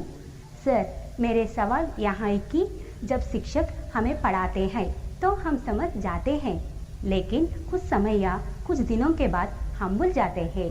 कृपया इसके बारे में मेरी मदद करें। धन्यवाद सर। धन्यवाद अनुषा। मान्यवर, हमें एक अन्य प्रश्न नमो ऐप के माध्यम से प्राप्त हुआ है, जिसमें प्रश्नकर्ता गायत्री सक्सेना जानना चाहती है, परीक्षा देते समय उनके साथ अक्सर ऐसा होता है, जो पढ़े और याद किए हुए विषय हैं वो भी परीक्षा हॉल में भूल जाते हैं, जबकि परीक्षा से पहले या परीक्षा के बाद साथियों से बात करते समय उन्हें वही जवाब ध्यान में रहता है। ऐसी स्थिति को बदलने के लिए क्या करना चाहिए? मान्यवर, अनुषा एवं गायत्री सक्सेना के जैसे प्रश्न अनेक अन्य लोगों के मन में भी है जिनका संबंध स्मरण शक्ति से है। कृपया इस दिशा में मार्गदर्शन कर कृतार्थ करें। माननीय प्रधानमंत्री जी, सायद हरेक विद्यार्थीको दिमागमा यो विषय कुनै न कुनै दिन एउटा समस्या भएर खडा हुने गर्दछ। हरेकलाई लाग्दछ कि मलाई याद रहँदैन, ला मैले भुलेँ। तर परीक्षाको समयमा पनि अचानक यस्तो कुराहरू याद आउन सक्छ जो चाहिँ मैले पढेकै थिइनँ, तर प्रश्न आएपछि उत्तर राम्रो लेखेपछि लागे कि ब्रेनमा पहिलेदेखि नै स्टोर थियो। तपाईलाई पनि थाहा भएन के माइन्डमा स्टोर कसरी भयो? किनकि जुन बेला दिमागमा स्टोर हुँदै थियो त्यो बेला दिमागको दैलो खुल्ला थियो अनि तपाईको दिमागभित्र पस्यो। यसर्थ कहिलेकाहीँ ध्यान शब्द यस्तो हो कि मानिसहरू त्यसलाई योगा, मेडिटेसन, हिमालय, ऋषिमुनिसित जोडिदिन्छ। तर ध्यानको विषयमा मेरो विचार साधारण छ। यदि तपाईँ यहाँ आउनुभयो अनि मनमा चाहिँ सोच्दै हुनुहुन्छ, घरमा मम्मीले टिभी हेरिरहनु भएको होला अनि मम्मीले मलाई खोज्दै हुनुहुन्छ होला, म कुन कुनामा बसिरहेको छु, मतलब तपाईँ अहिले यस बेला यहाँ हुनुहुन्न, घरमा हुनुहुन्छ। तपाईको दिमागमा यही कुरा चलिरहेको छ कि आमाले घरमा बसेर मलाई टिभीमा हेरिसक्नु भएको छ कि छैन, मलाई देखे कि देखेन। तपाईको ध्यान यहाँ हुनु पर्थ्यो तर ध्यान घरतिर छ, मतलब तपाईँ अहिले बेध्यान हुनुहुन्छ। यदि तपाईँ यहाँ हुनुहुन्छ भने ध्यानमा हुनुहुन्छ, घरमा हुनुहुन्छ भने बेध्यान हुनुहुन्छ। ध्यानलाई यति सरलतासित जीवनमा स्वीकार्नुहोस्। यो कुनै ठुलो विज्ञान होइन, न कि नाक पक्रिएर हिमालमा गएर बस्नुपर्छ। यो सरल कुरा हो कि तपाईँ त्यो पलमा जिउने कोसिस गर्नुहोस्। यदि तपाईँ त्यो पलमा सम्पूर्ण रूपले जिउनुहुन्छ भने त्यो नै तपाईँको शक्ति बनिन्छ। धेरै मानिसहरू तपाईले देख्नुभएको होला, बिहान चिया पिउँदै गर्छन्, समाचार पत्र पढिबस्छन्। परिवारको सदस्यले भनिरहेका होलान्, पानी तातिसक्यो, छिटो नुहाउनुहोस्। होइन, म एकछिन पेपर पढ्छु, फेरि खाजा चिसो भइसक्यो, छिटो खानुहोस्, फेरि पनि समाचार पत्र पढिबस्छन्। कहिलेकाहीँ ती आमाहरूलाई म भन्छु कि घरमा जसले यसरी सताउँछ उनीहरूलाई बेलुकी पख सोध्नु, आज समाचार पत्रमा के पढ्यो। मलाई लाग्छ 99% मानिसहरूलाई आजको समाचारको हेडलाइन के थियो थाहा हुँदैन। किन? न ऊ जागृत छ, न ऊ त्यो पलमा बाँचिरहेको हुन्छ। बस बानी अनुसार पेपर पल्टाइरहेको हुन्छ, पढिरहेको हुन्छ, तर दिमागमा भने कुनै कुरा रेजिस्टर्ड भएको हुँदैन। कुनै पनि कुरा दिमागमा वा मस्तिष्कमा रेजिस्टर्ड हुँदैन तब ती कुराहरू हाम्रो मेमोरी चिपमा जाँदैन। तसर्थ तपाईको लागि यो अत्यन्त महत्त्वपूर्ण कुरा हो। तपाईँ जे गर्नुहुन्छ त्यो वर्तमानमा बाँच्नुहोस्, जिउनुहोस्। मलाई लाग्छ भगवानको सृष्टिको अनुपम सबैभन्दा ठुलो देन हो वर्तमान। जसले यो वर्तमान समयलाई जान्दछ, वर्तमानमा जिउँदछ, जसले वर्तमानलाई आत्मसात गर्दछ, उसको लागि भविष्यमा कुनै पनि क्वेसन मार्क आउने छैन। मेमोरीको पनि यही कारण हो कि हामी त्यो पललाई जिउँदैनौँ र त्यो पल त्यसै गुमाइदिन्छौँ। दोस्रो कुरा, मेमोरी जीवनसित सम्बन्धित विषय हो। केवल एक्जामसित हो भनेर मात्र सोच्नुभयो भने तपाईँले त्यो पल, त्यो क्षणको महत्त्व नै, मूल्य नै बुझ्न सक्नुहुँदैन। मानिलिउँ तपाईँको कुनै साथीको जन्मदिन याद रहन्छ अनि जन्मदिनमा साथीलाई याद गर्नुभयो। जब साथीलाई फोन गर्नुभयो, साथीले आश्चर्य मान्दै भन्छ, अरे वाह, उसलाई मेरो जन्मदिन पनि थाहा भएको। मेमोरी जीवनको विस्तारको सबैभन्दा ठुलो क्याटालिटिक एजेन्ट हो अनि त्यसैले हामी हाम्रो स्मृतिलाई मात्र परीक्षासम्म, प्रश्नोत्तरसम्म सीमित नगरौँ। तपाईँ त्यसको विस्तार गर्दै जानुहोस्। जति विस्तार गर्नुहुनेछ वस्तुहरू आफै जोडिँदै जानेछन्। अर्को, तपाईँ कहिल्यै दुईवटा भाँडा लिनुहोस्, दुवैमा पानी भर्नुहोस्, पानी भरेर त्यसको भित्र एउटा कोइन राख्नुहोस्। पानी शुद्ध छ, स्वच्छ छ, दुवै एउटै प्रकारका पानी हुन्, दुवै एउटै प्रकारका भाँडा हुन्, दुवैमा एउटै प्रकारको कोइन छ। अनि तपाईँ त्यसलाई हेर्नुहोस्, त्यसमा एउटा भाँडा छ जो यताउता हल्लिरहेको छ, फेदमा कोइन छ, तर अर्को भाँडा स्थिर छ र त्यो स्थिर पानी भएको भाँडाको कोइन एकदम क्लियर देखिन्छ, तर पानी हल्लिरहेको भाँडामा भएको एउटै आकारको कोइन देख्न सकिँदैन। किन होला? किनभने पानी हल्लिरहेको छ, भाँडा पनि हल्लिरहेको छ। यदि मन पनि यसरी नै चञ्चल भइरह्यो भने पानी हल्लिरहेको भाँडामा रहेको कोइन झैँ अवस्था हुन्छ। एक्जाममा तपाईँले यस्तो पनि भएको होला, छेउमा भएको साथीले यताउता नहेरी लेखेकै गरिरहेको छ अनि तपाईँले सोच्न थाल्नुभयो, ला अब म फेल हुन्छु। यसो हुँदा तपाईँले स्मरण गरेका कुराहरू पनि बिर्सन हुन्छ। जस्तो कि हल्लिरहेको पानीमा नदेखिने कोइन जस्तै। मनलाई स्थिर गर्नुहोस्। मन स्थिर हुँदैन भने एक क्षण लामो सास लिनुहोस्, डिप ब्रेथिङ गर्नुहोस्, जब मन स्थिर हुन्छ तब मस्तिष्कमा भएको मेमोरीबाट सबै कुरा एकाएक निस्कन थाल्छ। यसकारण भगवानले कसैलाई कम्ती त कसैलाई बेसी मेमोरी, एक्स्ट्रा एनर्जी दिएको हुँदैन। हामी सबैको इन्टरनल प्रोडक्ट भगवानले एकै समान बनाएको छ। युट्युबमा देख्नुभएको होला, कति मानिसहरू तीखो बुद्धिमत्ता भएको हुने गर्छन्। एकै पटकमा सयौं कुराहरू स्मरण गर्न सक्छन्। हामीले हाम्रो मनलाई ट्रेन्ड गर्नुपर्छ। तपाईले आफ्नो मनलाई स्थिर राख्नुहोस्, स्थिर राख्ने कोसिस गर्नुहोस्। तपाईले जुन कुराहरू पढ्नुहुन्छ परीक्षाको समयमा ती कुराहरू आफै आफ मनबाट निस्किन थाल्छ।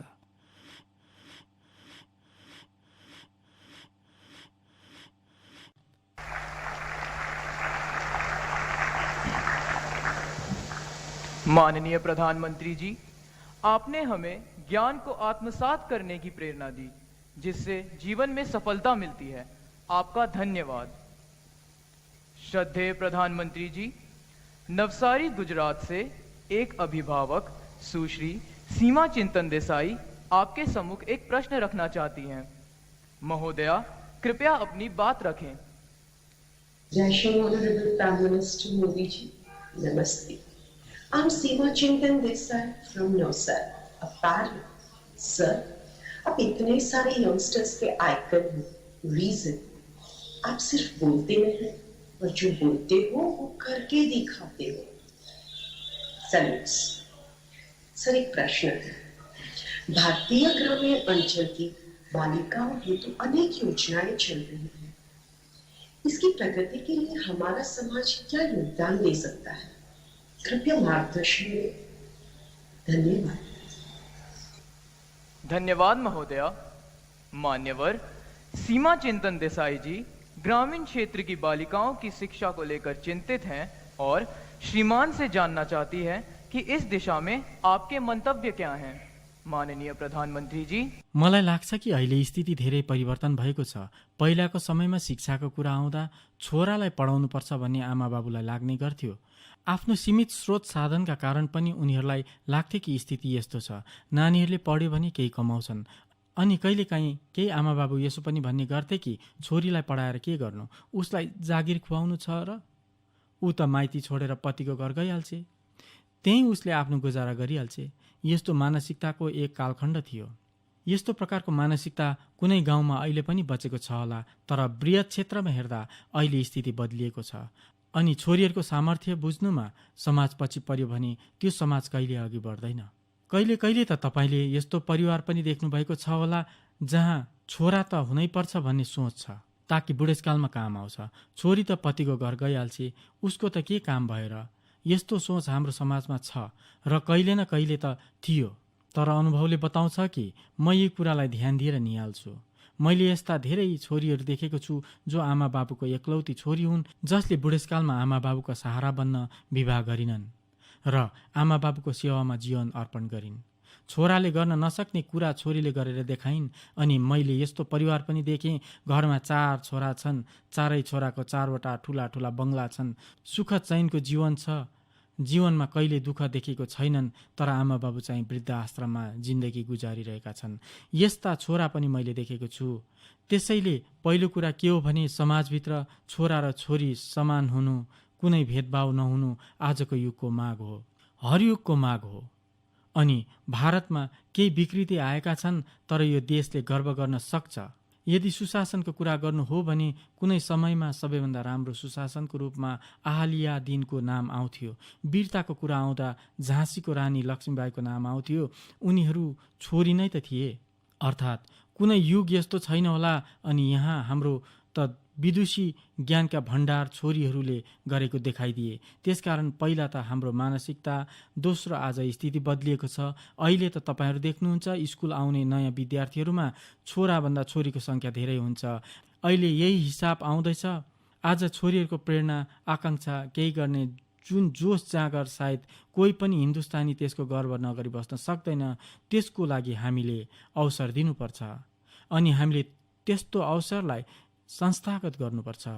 जस्तै हामीले खेलकुदमा देखेका छौँ, अहिले कुनै पनि खेलकुदमा हरेक ठाउँमा भारतका छोरीहरूले कुनै न कुनै तरिकाले आफ्नो नाम कमाएका छन्। विज्ञानका क्षेत्रमा भएका ठुला ठुला उपलब्धिहरूमा हाम्रा आधाभन्दा धेरै छोरीहरूले पराक्रम देखाएका छन्। तपाईँ 10औं र 12औं कक्षाका परिणाम हेर्नुहोस्। छोराहरूले भन्दा छोरीहरूले नै धेरै अङ्क ल्याउँछन्। उत्तीर्ण हुनेहरूको सङ्ख्या पनि छोराहरूको भन्दा छोरीहरूको धेरै नै हुन्छ। त्यसैले आज हरेक परिवारको लागि छोरी एक अत्यन्तै मूल्यवान धन भएको छ। छोरी परिवारको एकदमै ठुलो शक्ति बनेको छ। अनि यो परिवर्तन राम्रो हो। यो परिवर्तन जति धेरै हुन्छ त्यति नै लाभदायी हुन्छ। अब तपाईँ हेर्नुहोस्, जसले प्रश्न सोध्नुभयो, तपाईँ त गुजरातका हुनुहुन्छ। गुजरातमा पञ्चायती राज व्यवस्था छ। 50% निर्वाचित बहिनीहरू छन्। यो 50% कानुनी व्यवस्था अन्तर्गत हो। तर वास्तवमा चुनावपछि चयनित महिलाहरू 53%, 54% छ। कहिलेकाहीँ 55% सम्म पुग्छ। पुरुष 44%मा आइपुग्छ। यसको अर्थ समाजले पनि आमा र बहिनीहरूप्रति धेरै विश्वास गर्न थालेको छ। त्यसैले त उनीहरू जनप्रतिनिधि बनेर आएका छन्। जब हामी आजादीका अमृत महोत्सव मनाइरहेका छौँ, आज हिन्दुस्तानको संसदमा आजसम्मकै इतिहासमा सबैभन्दा महिला संसदहरू छन्। अनि गाउँमा पनि के देखिँदैछ भने जो पढे लेखेका बहिनीहरू छन्, मानिसहरू उनीहरूलाई चयन गर्न मन पराउँछन्। अर्थात् 5औं कक्षा पढेकी बहिनीको तुलनामा 7औं पढेकी बहिनीलाई र 7 कक्षा पढेकी बहिनीको ठाउँमा 11 कक्षा पढेकी बहिनीलाई छनौट गर्न चाहन्छन्। मतलब समाजमा पनि शिक्षाप्रति सम्मानको भाव चारैतिर देखा पर्दैछ। शिक्षाको क्षेत्रलाई हेर्नुहोस्, कुनै न कुनै दिन त पुरुषहरूबाट माग आउने सम्भावना छ। त्यसो गर्नु त म भनिरहेको छैन, तर कुनै न कुनै दिन यस्तो समय आउने सम्भावना छ कि पुरुषहरूले शिक्षकको पदमा हाम्रो लागि यति प्रतिशत आरक्षण छुट्याऊ भनेर जुलुस निकाल्नेछन्। किनभने धेरैजसो शिक्षक हाम्रा आमा र बहिनीहरू छन्। त्यसरी नै नर्सिङ क्षेत्रमा धेरैजसो सेवाभाव जो मातृभाव हुन्छ, त्यसबाट छोरीहरूले भारतको गौरव बढाइरहेको छ। भारतका नर्सिङले संसारभरि देशको मान सम्मान बढाइरहेको छ। पुलिस सेवामा समेत यसमा पनि हाम्रा धेरै छोरीहरू प्रवेश गरेका छन्। अहिले एनसीसीमा छोरीहरू, सैनिकमा छोरीहरू, सैन्य स्कुलमा छोरीहरू, जीवनका हरेक क्षेत्रमा। अनि यी सारा कुरा संस्थागत हुँदैछ र समाजसित मेरो यही आग्रह छ कि तपाईँहरू छोरा र छोरीमा भेदभाव नगर्नुहोस्, दुवैलाई समान अवसर दिनुहोस्। अनि म भन्छु, सायद समान लगानीद्वारा नै, समान अवसरद्वारा नै छोराले 19 गर्यो भने छोरीले 20 गर्नेछ।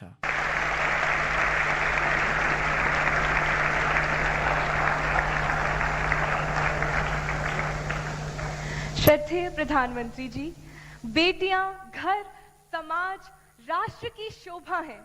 उनकी आकांक्षाओं को आपकी प्रेरणा से नई उड़ान मिली है। आपका धन्यवाद।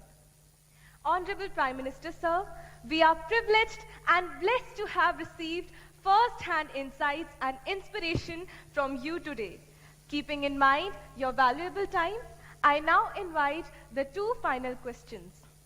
Dumpala Pavitra Rao, a class 12 student from Kendriya Vidyalaya Sector 8, R.K. Puram, New Delhi, is curious to know the answer to her question.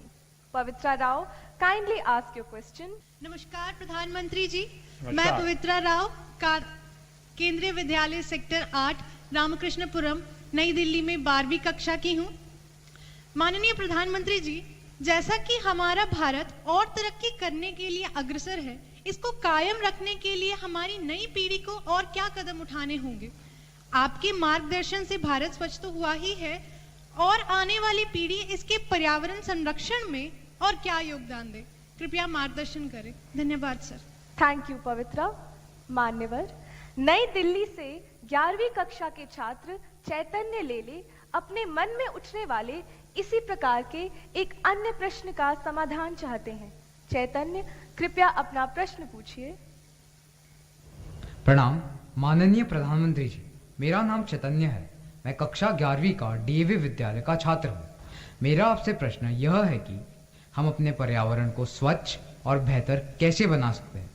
धन्यवाद। धन्यवाद Chaitanya. Honorable Prime Minister Sir, the youth of India, just like Pavitra and Chaitanya, want to breathe in a clean and green India, a dream close to your heart. We all wish to know how to keep India and our environment pristine and perfect in every sense of the word. We all look forward to your guidance. Sir. यसै त यो परीक्षा pay चर्चासँग जोडेको विषय त होइन, तर जस्तो परीक्षाको निम्ति राम्रो इन्भाइरोमेन्ट चाहिन्छ त्यस्तै पृथ्वीलाई पनि राम्रो इन्भाइरोमेन्टको आवश्यकता हुन्छ। अनि हामी त पृथ्वीलाई आमा मान्ने मान्छे हौँ। म सबैभन्दा पहिला आज मलाई अवसर दिएको छ त आज म सार्वजनिक रूपले यो देशको नानीहरूलाई बालक बालिकाहरूलाई हृदयबाट नै धन्यवाद गर्न चाहन्छु। अनि म अनुभव गर्छु कि म प्रधानमन्त्री बनेपछि पहिलोपल्ट जब म 15 अगस्तको दिन लाल किल्लाबाट भाषण गरिरहेको थिएँ अनि मेरो भाषणपछि धेरै जसोले प्रश्न र निशाना बनाएका थिए, मोदीजीले भन्न त भने तर हुन्छ के। अनि त्यस समय मैले स्वच्छताको कुरा गरेको थिएँ अनि अलिकति पनि यो आश्चर्य थियो कि देशको प्रधानमन्त्री यो त यस्तो ठाउँ हो जहाँ स्पेसको कुरा गर्नुपर्ने, विदेश नीतिको कुरा गर्नुपर्ने, सैन्य शक्तिको कुरा गर्नुपर्ने, यो कस्तो मान्छे स्वच्छताको कुरा गरिरहेछ। धेरैलाई आश्चर्य लागेको थियो। तर जो पनि आशंकाहरू व्यक्त गरेका थिए ती सबैलाई गलत साबित गर्ने काम यदि कसैले गरे भने या स्वच्छताको मेरो भावनालाई चार चाँद लगाउने काम कसैले गरे भने ती हुन् मेरो देशको बालक बालिकाहरूले गरेको। स्वच्छताको यस यात्रामा आज हामी जहाँ पनि पुगेका छौँ, यदि यसको सबैभन्दा बढी क्रेडिट कसैलाई दिन्छु भने मेरो देशको बालक बालिकाहरूलाई दिँदछु। मैले यस्तो सैकडौँ प्रसङ्गहरू सुनेको छु जहाँ 5-5, 6-6 सालको नानीहरूले आफ्नो हजुरबा हजुरआमालाई दिनमा 10 पल्ट भनेका छन् कि महिला जताततै नफाल। मोदीजीले भनेका छन् मोदीजीलाई मन पर्दैन, यो धेरै ठुलो ताकत हो। अनि तपाईँ पनि त्यही पिँढीको भएकोले त्यही भावनासँग प्रश्न सोध्नु भएको छ। यहाँ प्रश्नको स्वागत गर्छु। यो कुरा सही हो कि आज पुरा विश्व ग्लोबल वार्मिङको कारण, इन्भाइरोमेन्टको कारण धेरै चिन्तित छ अनि यसको मूल कारण हो कि हामीले हाम्रो संसाधनहरूको मिसयुज गरेका छौँ। हामीलाई जो परमात्माले जो व्यवस्थाहरू दिएका छन् त्यसलाई हामीले बर्बाद गरेका छौँ।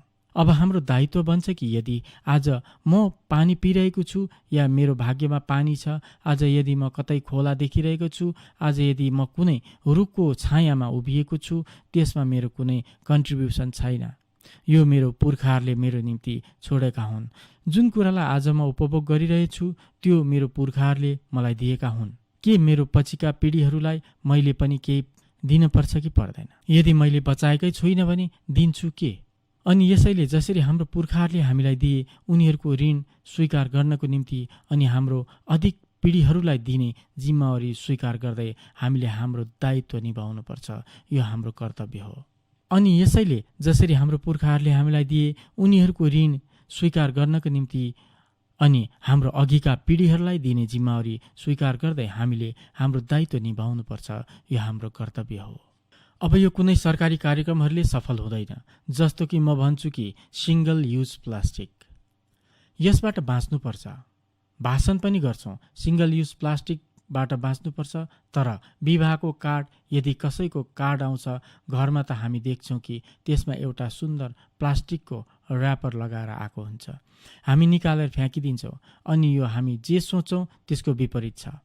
त सहज स्वभाव कसरी बढाउँ? कमसे कम मेरो परिवारमा म हाम्रो घरमा चाहिँ सिंगल युज प्लास्टिकको प्रयोग गर्न दिने छुइनँ।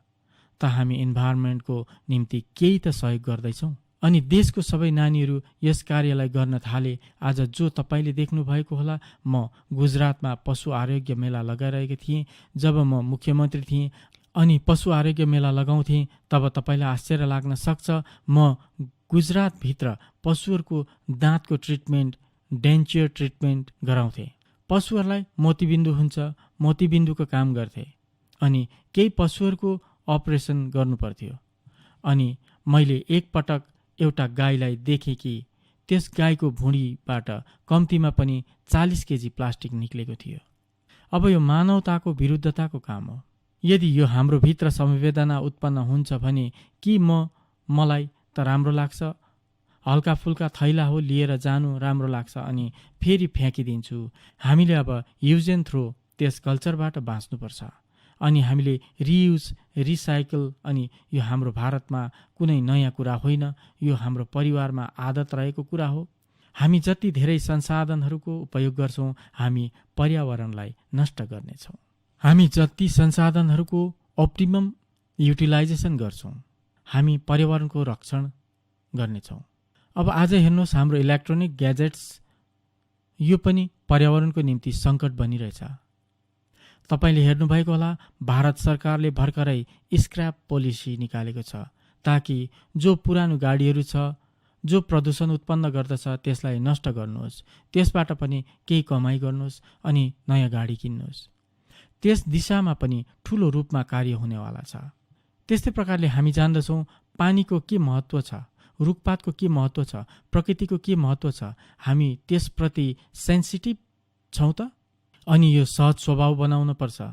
यदि यो स्वभाव बनाउनु छ त तपाईँले CAP 26 मा मैले एउटा विषय राखेको थिएँ। युकेमा एउटा कन्फरेन्स भएको थियो विश्वको, अनि मैले भनेको थिएँ कि लाइफस्टाइल इज अ प्रब्लम। हाम्रो जो लाइफस्टाइल छ, अनि त्यसैले भने मिनिमम लाइफको आवश्यकता छ।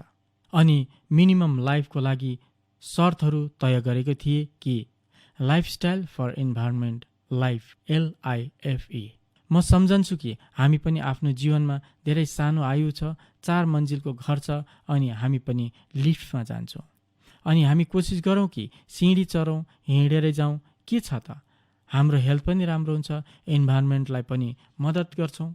सानो सानो कुराहरू हाम्रो जीवनमा ल्याउँछौँ। अनि त्यसैले मैले भनेको थिएँ विश्वमा P3 मुभमेन्ट चलाउनु आवश्यक छ। प्रो प्लानेट पिपल, यो P3 मुभमेन्ट, यससँग धेरैभन्दा धेरै मानिसहरू जुडौँ अनि कन्सियस रहेर हामी यसको प्रयास गऱ्यौँ भने म सम्झन्छु कि हामीले लाभ उठाउनेछौँ। दोस्रो, हामी आज जब देशले आजादीका अमृत महोत्सव मनाइरहेको छ, आजादीको 75औं वर्ष, आजको जो पिढी छ त्यो आफ्नो जीवनको सबैभन्दा सफल क्षणबाट गुज्रिरहेको छ, तब देशले शताब्दी मनाइरहेको हुनेछ। अर्थात् यो 25 वर्ष तपाईँको जीवनको हो, तपाईँको निम्ति हो। तपाईँको योगदान यो 25 वर्षमा के होस् त, कि देश त्यस उचाइमा पुगोस् कि हामी देशको शताब्दी गर्वसँग, आन बान र शानले विश्व अघि नजर उठाएर मनाउन सकौँ। हामीले हाम्रो जीवनलाई त्यससँग जोड्न सकौँ। अनि त्यसको सिम्पल मार्ग छ कर्तव्यमा बल दिनु। यदि म मेरो कर्तव्यको पालन गर्दछु, अर्थात् म कसैको अधिकारको रक्षा गर्दछु, फेरि उसलाई आफ्नो अधिकारको माग गर्नको निम्ति निस्कनै पर्दैन। आज समस्या यो छ कि हामी कर्तव्यको पालना गर्दैनौँ, त्यसैले अधिकारको निम्ति उसलाई लड्नुपर्छ। हाम्रो देशमा कसैलाई आफ्नो अधिकारको निम्ति लड्न नपरोस्, यो हाम्रो कर्तव्य हो। अनि त्यस कर्तव्यको उपाय पनि हाम्रो कर्तव्यको पालन हो। यदि हामी कर्तव्यको पालन गर्छौँ भने हामी हाम्रो जिम्मेवारीलाई पुरा गर्छौँ। अब हेर्नुहोस्, हाम्रो देशले हाम्रोमा जुन कुराहरूको चर्चा गर्छौँ, मानिसहरूलाई डर लाग्छ कि मोदीको खातामा जान्छ, मोदीको जय जयकार हुन्छ, यसैले सङ्कोच गर्छन् जय जयकार गर्नलाई। तर हाम्रोमा जो भ्याक्सिनेसन भयो, त्यसमा पनि जब स्कुली नानीहरूको निम्ति भ्याक्सिनेसन सुरु गरे अनि जुन तीव्रतासँग हाम्रो देशमा स्कुलका नानीहरूले भ्याक्सिनेसन लिए, यो आफै आफमा धेरै ठुलो घटना हो। तपाईँहरू सबैले भ्याक्सिनेसन लगाउनु भयो? हात उठाउनुहोस्, हात उठाउनुहोस्। सबैको भ्याक्सिनेसन भयो? यदि विश्वको कुनै देशमा यस्तो प्रश्न गर्ने हिम्मत गर्न सक्दैन भने हिन्दुस्तानको नानीहरूले यो गरेर देखाएका छन्। अर्थात् हामीले हाम्रो कर्तव्यहरूको पालन गरेका छौँ। यो कर्तव्यको पालन भारतको आन बान शानलाई बढाउने काम भएको छ। यसै प्रकारले हाम्रो देशलाई अघि बढाउनुहोस्, प्रकृतिको रक्षा गर्नुहोस्, पर्यावरणको रक्षा गर्नुहोस्। त मलाई आशा छ कि हामी हाम्रो कर्तव्यलाई सहजतापूर्वक यदि लगाउँछौँ, काम गर्छौँ, त इच्छा अनुसार परिणाम प्राप्त गर्न सक्नेछौँ। प्रधानमंत्री जी, आपने जिस स्नेहपूर्ण सरलता से हमें ध्यान की विधि सिखाई, निश्चय ही मेरी तरह सबका मन खिल उठा है। धन्यवाद महोदय। माननीय प्रधानमंत्री जी, खनिज संसाधनों से समृद्ध राज्य, मनोरम पर्यटन स्थल रामगढ़ झारखंड से कक्षा 10वीं की छात्रा श्वेता कुमारी आपसे अपने प्रश्न का समाधान चाहती हैं। श्वेता, कृपया अपना प्रश्न रखिए। माननीय प्रधानमंत्री जी, नमस्कार। मैं श्वेता कुमारी केंद्रीय विद्यालय पतरातू की 10वीं की छात्रा हूँ। मैं आपसे एक प्रश्न करना चाहती हूँ। मेरी पढ़ाई में प्रोडक्टिविटी रात का समय अधिक होती है, पर सब मुझे दिन में पढ़ने को बोलते हैं। मैं क्या करूँ? धन्यवाद। धन्यवाद श्वेता। आदरणीय प्रधानमंत्री जी, नमो ऐप के माध्यम से प्राप्त प्रश्न जिसमें राघव जोशी के सामने एक अजीब सी दुविधा है। माँ बाप हमेशा कहते हैं पहले पढ़ाई करो फिर खेल कूद करो, लेकिन उन्हें लगता है कि खेलने कूदने के बाद पढ़ाई करते हैं तो उन्हें चीजें बेहतर तरीके से समझ में आती हैं। कृपया राघव एवं श्वेता के साथ साथ उन जैसे कई विद्यार्थियों को समझाएं कि वे ऐसा क्या करें कि उनकी प्रोडक्टिविटी श्रेष्ठतम हो। हम सबकी दुविधा का समाधान करने की कृपा करें। माननीय प्रधानमन्त्री जी। यो कुरा सही हो, जसले पनि आफ्नो समयको सदुपयोग होस् भन्ने चाहन्छन्। जुन कामका लागि समय लगाइएको छ त्यसको त्यति नै लाभ प्राप्त होस्, यो राम्रो सोच हो। यो सोच आवश्यक पनि छ। हामीले जहिले पनि जागरुक रूपमा प्रयास गर्नुपर्छ। के मैले जुन समय लगाइरहेको छु, मैले जुन समय खर्चिरहेको छु त्यसको मलाई आउटकम प्राप्त हुन्छ कि हुँदैन? आउटपुट त देखिन्छ, आउटकम देखिँदैन। यसैले पहिला स्वयंमा एक आदत बसाउनुपर्छ। मैले जति निवेश गरेको छु त्यति नै मलाई प्राप्त भयो कि भएन, र यसको हिसाब किताब हामी लगाउन सक्छौँ। र यो आदत हामीले राख्नुपर्छ कि मैले आज गणितको पछाडि 1 घण्टा लगाएँ, तब मैले 1 घण्टामा जे गर्नुपर्ने थियो त्यो गर्न सके कि सकिनँ। त्यसमध्ये जुन प्रश्न मलाई कठिन लाग्थ्यो त्यो सहज भयो कि भएन, अर्थात् मेरो आउटकममा सुधार भइरहेको छ। हामीले यो विश्लेषण गर्ने बानी बसाउनुपर्छ। उनीहरूले एकपछि अर्को गर्दै पुरा गर्दै जानुहुन्छ, पछिबाट थाहा नै हुँदैन कि त्यसलाई मैले अधिक ध्यान दिन आवश्यक थियो। त्यसलाई ध्यान दिन आवश्यकता कहिलेकाहीँ जुन सबैभन्दा सरल छ, जुन सबैभन्दा प्रिय छ, हामी आफ्नै समय तालिकामा घुम्दै फिर्दै त्यसमै पस्ने गर्छौँ। त्यही गर्न मनपर्छ किनभने हामीलाई त्यसमै आनन्द आउँछ, र त्यसकारण जुन थोरै मनपर्ने छ र कठिन छ त्यसबाट बाँच्ने कोसिस गर्छौँ। हाम्रो हृदय छली हुनु हुँदैन। जुन कुरा हाम्रो हृदयलाई मनपर्छ हामी त्यसैमा जाने गर्छौँ। महात्मा गान्धीले श्रेय र प्रियको कुरा गर्नुहुन्थ्यो। जुन कुरा श्रेयस्तर छ र जुन कुरा प्रिय छ, व्यक्ति श्रेयस्तरको साटो प्रियस्तरमा जाने गर्छ। जुन कुरा श्रेयस्तर छ त्यसमा हामी टाँसिएर बस्नुपर्छ, यो आवश्यक छ। यहाँ मनले धोखाधडी गर्यो भने मनलाई पुनः आफूतिर तान्नुपर्छ। यसले तपाईँको उत्पादन र आउटकम बढ्नेछ र यसका लागि प्रयास गर्नुपर्छ। दोस्रो कुरा, जुन तपाईँ सोच्नुहुन्छ कि तपाईँले राति पढ्दा राम्रो हुन्छ, कसैले म बिहान पढ्दा राम्रो हुन्छ, कसैले दिउँसो पढ्दा राम्रो, कसैले खाना खाएर पढ्दा राम्रो हुन्छ, कसैले भोकै बसेर पढ्दा राम्रो हुन्छ भन्छन् भने यो प्रत्येकको आफआफ्नो प्रकृति हुन्छ। तपाईँले स्वयंलाई बुझ्नुहोस् कुन कुरामा तपाईँलाई आराम छ। तपाईँलाई आराम हुनुपर्छ, तपाईँलाई बस्न उठ्न सुविधा हुन्छ। कतिपय व्यक्ति यस्ता हुन्छ उनीहरूलाई एउटै प्रकारको स्थान भए मात्र निद्रा आउँछ। मलाई थाहा छ, मैले धेरै वर्ष पहिला एउटा फिल्म हेरेको थिएँ। त्यसमा एउटा दृश्य आउँछ, कोही एक व्यक्ति झोपडीमा आफ्नो जीवन बिताउँछ र फेरि एउटा राम्रो ठाउँमा बस्न जान्छ। उसलाई भाग्यले दिन्छ तर निन्द्रा आउँदैन। निन्द्रा किन आइरहेको छैन भनेर उसले आफ्नो दिमाग चलाउँछ अनि एक रेलको पटरीमा गएर रेलको खटखट आवाजलाई रेकर्ड गरेर घरमा ल्याएर सुन्छ। तब उसलाई निन्द्रा लाग्छ, उसलाई त्यसै आनन्द दिन्छ। अब सबैलाई नै राम्रोसित निन्द्रा आउनको लागि रेलको खटपट आवाजै सुन्नुपर्छ भन्ने छैन। मलाई लाग्छ हामीलाई पनि थाहा हुनुपर्छ कि जुन कुरालाई दबाब दिन्छ त्यसको बिल्कुलै चिन्ता गर्नु हुँदैन। तपाईँलाई जो कुरामा आनन्द आउँछ त्यसमा आफूलाई समायोजन गर्नुहोस्। त्यो मार्ग छोड्नु आवश्यक छैन, तर त्यस आनन्दको समयमा पनि कम्तीमा आफ्नो पढाइलाई ध्यान दिनुपर्छ। तपाईँको काम हो अधिकभन्दा अधिक राम्रो परिणाम निकाल्नु, त्यसबाट अलिकति पनि पछि हट्नु हुँदैन। अनि मानिसहरू कसरी काम गर्छन् भनेर मैले देखेको छु। कहिलेकाहीँ हामीलाई सुन्नमा त राम्रो लाग्छ, कतिपयले 18 घण्टा काम गरेको सुन्नु राम्रो कुरा हो, तर 18 घण्टा काम गर्दा के हुन्छ? मेरो जीवनमा त्यसको एउटा पाठ छ। म गुजरातमा हुँदा त्यहाँ टेका शास्त्रीजी नाउँका एक ठुलो विद्वान थिए। स्वयं त 5औं 7औं कक्षा मात्र पढेका थिए अनि उनले पद्म पुरस्कार पनि प्राप्त गरेका थिए। अनि उनी 103 वर्ष जीवित रहेर म त्यहाँ हुँदा उनको शताब्दी वर्षमा पनि सहभागी भएको थिएँ। मेरो उनीसित निकट सम्बन्ध थियो र उनले मलाई निकै माया गर्थे। धेरै वर्ष अघि जति बेला म मुख्यमन्त्री पनि थिइनँ त्यति बेला हामीले उनका लागि एउटा कार्यक्रम आयोजना गरेका थियौँ। उनलाई तीर्थयात्रामा लैजाने योजना बनाएका थियौँ। हामी तीर्थयात्राका लागि हामी गाडीमा थियौँ र मैले देखेँ कि उनीसँग एकदमै कम सरसामान थिए। त्यसमा पनि धेरैजसो लेख्ने पढ्नेका सामान थिए। यात्राको दौडमा रेल गेट आउँथ्यो, रेल आएको बेला गेट लाग्दथ्यो र रोकिनु पर्थ्यो। रोकिएको बेला हामीले के गर्ने त? कि चाहिँ घुम्नको लागि निस्कनु पर्थ्यो, तर उनी गाडी रोकिएको बेला कागज निकालेर लेख्न थाल्थे। त्यति बेला उनको उमेर 80 त पुगेको थियो। यसको अर्थ समयको कसरी सदुपयोग गर्ने त्यसबाट देखिन्छ। आउटकमको अर्थ यसबाट स्पष्ट हुन्छ। साथै तीर्थयात्रा होस् या अन्य काम कुरा गर्दा आफ्नो समयको सदुपयोग गर्नु नै परिणाम निकाल्नु हो भन्ने कुरा यहाँबाट देखिन्छ। यसो गरेमा जीवनमा धेरै अघि जान सक्छ। Honorable Sir, thank you for making us understand the importance of self-analysis and realizing that we should learn joyfully for rising to excellence. Honorable Prime Minister, sir, Erica George, a student of class 9th from the beautiful lush green land with eucalyptus forest, Udhampur, Union Territory of Jammu and Kashmir, seeks your guidance. Erica, please ask your question. Greetings, Honorable Prime Minister, sir. I'm Erica George from APS Udhampur, Jammu and Kashmir from 9th. Sir, the question that I wanted to ask was, nowadays there's a lot of competition, especially in the academic fields and in a country like India.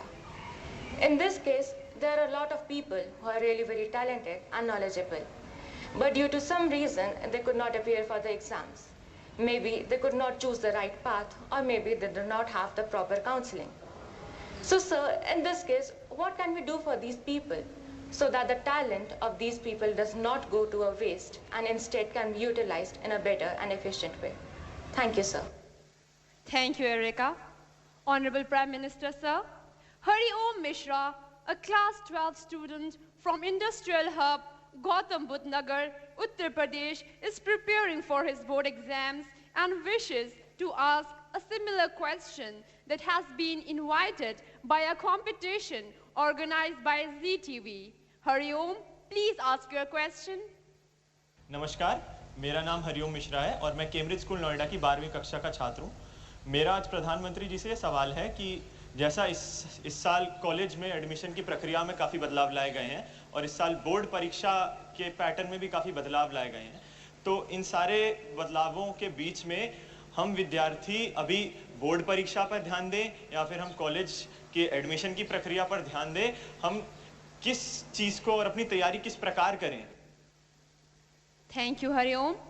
Honorable Prime Minister, sir, just like Erica and Hari Om, many students from different parts of the country have expressed their anxiety and concern about whether to focus on studies, competitive exams, board exam preparation, or college admission. We all seek your guidance, Honorable Prime Minister, sir. हुन त विभिन्न प्रकारका प्रश्नहरू छन्। एउटा विषय हो प्रतिस्पर्धाको, एउटा विषय छ कम्पिटिसनको, अनि दोस्रो विषय छ यो एक्जाम दिउँ कि त्यो एक्जाम दिउँ, अनि एउटै समयमा दुईवटा एक्जाम छ भने के गरौँ? म भन्दिनँ कि हामीले एक्जामको लागि पढ्नुपर्छ, गल्ती त्यही हुने गर्दछ। फेरि म यो एक्जामको लागि पढ्नेछु, यसको अर्थ भयो कि तपाईँ पढिरहनु भएको छैन, तपाईँ ती जडीबुटीहरूलाई खोजिरहनु भएको छ जो तपाईँको काम सजिलो गर्न सकोस्।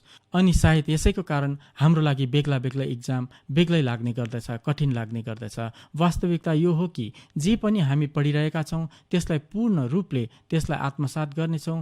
बोर्डको एक्जाम होस् वा इन्ट्रेन्स एक्जाम होस् वा जबको लागि कुनै इन्टरभ्यू वा एक्जाम होस्, कहीँ पनि हुन सक्छ एक्जाम। यदि तपाईँले आफ्नो शिक्षाको पूर्ण रूपले साक्षात्कार गर्नुभएको छ, आत्मसात गर्नुभएको छ, तब तपाईँलाई एक्जामको रूप कस्तो छ त्यो बाधा उत्पन्न हुँदैन।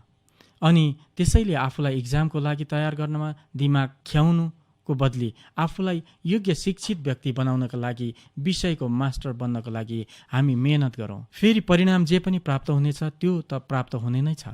जो प्रथममा आउनेछ त्यसको प्रथममा मुकाबला गर्नेछौ, जो दोस्रोमा आउनेछ त्यसको दोस्रोमा मुकाबला गर्नेछौ। तर मुकाबला यसकारण गरिन्छ, तपाईँले खेलाडी हेर्नुभएको छ होला, त्यो खेलाडी खेलको लागि पारङ्गत हुने गर्दछ। कुन लेभलको गेमको लागि खेल्नु छ त्यसको लागि ऊ मेहनत गर्दैन। फेरि ऊ तहसिलमा खेल्नेछ, त्यहाँ आफ्नो प्रतिभा देखाउनेछ, डिस्ट्रिक्टमा खेल्यो भने त्यहाँ प्रतिभा देखाउनेछ, नेसनल खेल्यो भने त्यहाँ प्रतिभा देखाउनेछ, इन्टरनेसनल खेल्यो भने त्यहाँ आफ्नो प्रतिभा देखाउनेछ, अनि आफै इभल्भ हुँदै जानेछ। अनि त्यसैले म मान्दछु कि हामी फलाना एक्जामको लागि यो जडीबुटी, त्यो एक्जामको लागि यो जडीबुटी, त्यस चक्करबाट निस्किएर मसित यो फर्मुला छ, म लिएर जाँदैछु। यदि म त्यहाँबाट निस्किएँ भने ठिकै छ, निस्किन असफल रहे भने म कुनै अन्य मार्ग खोज्नेछु।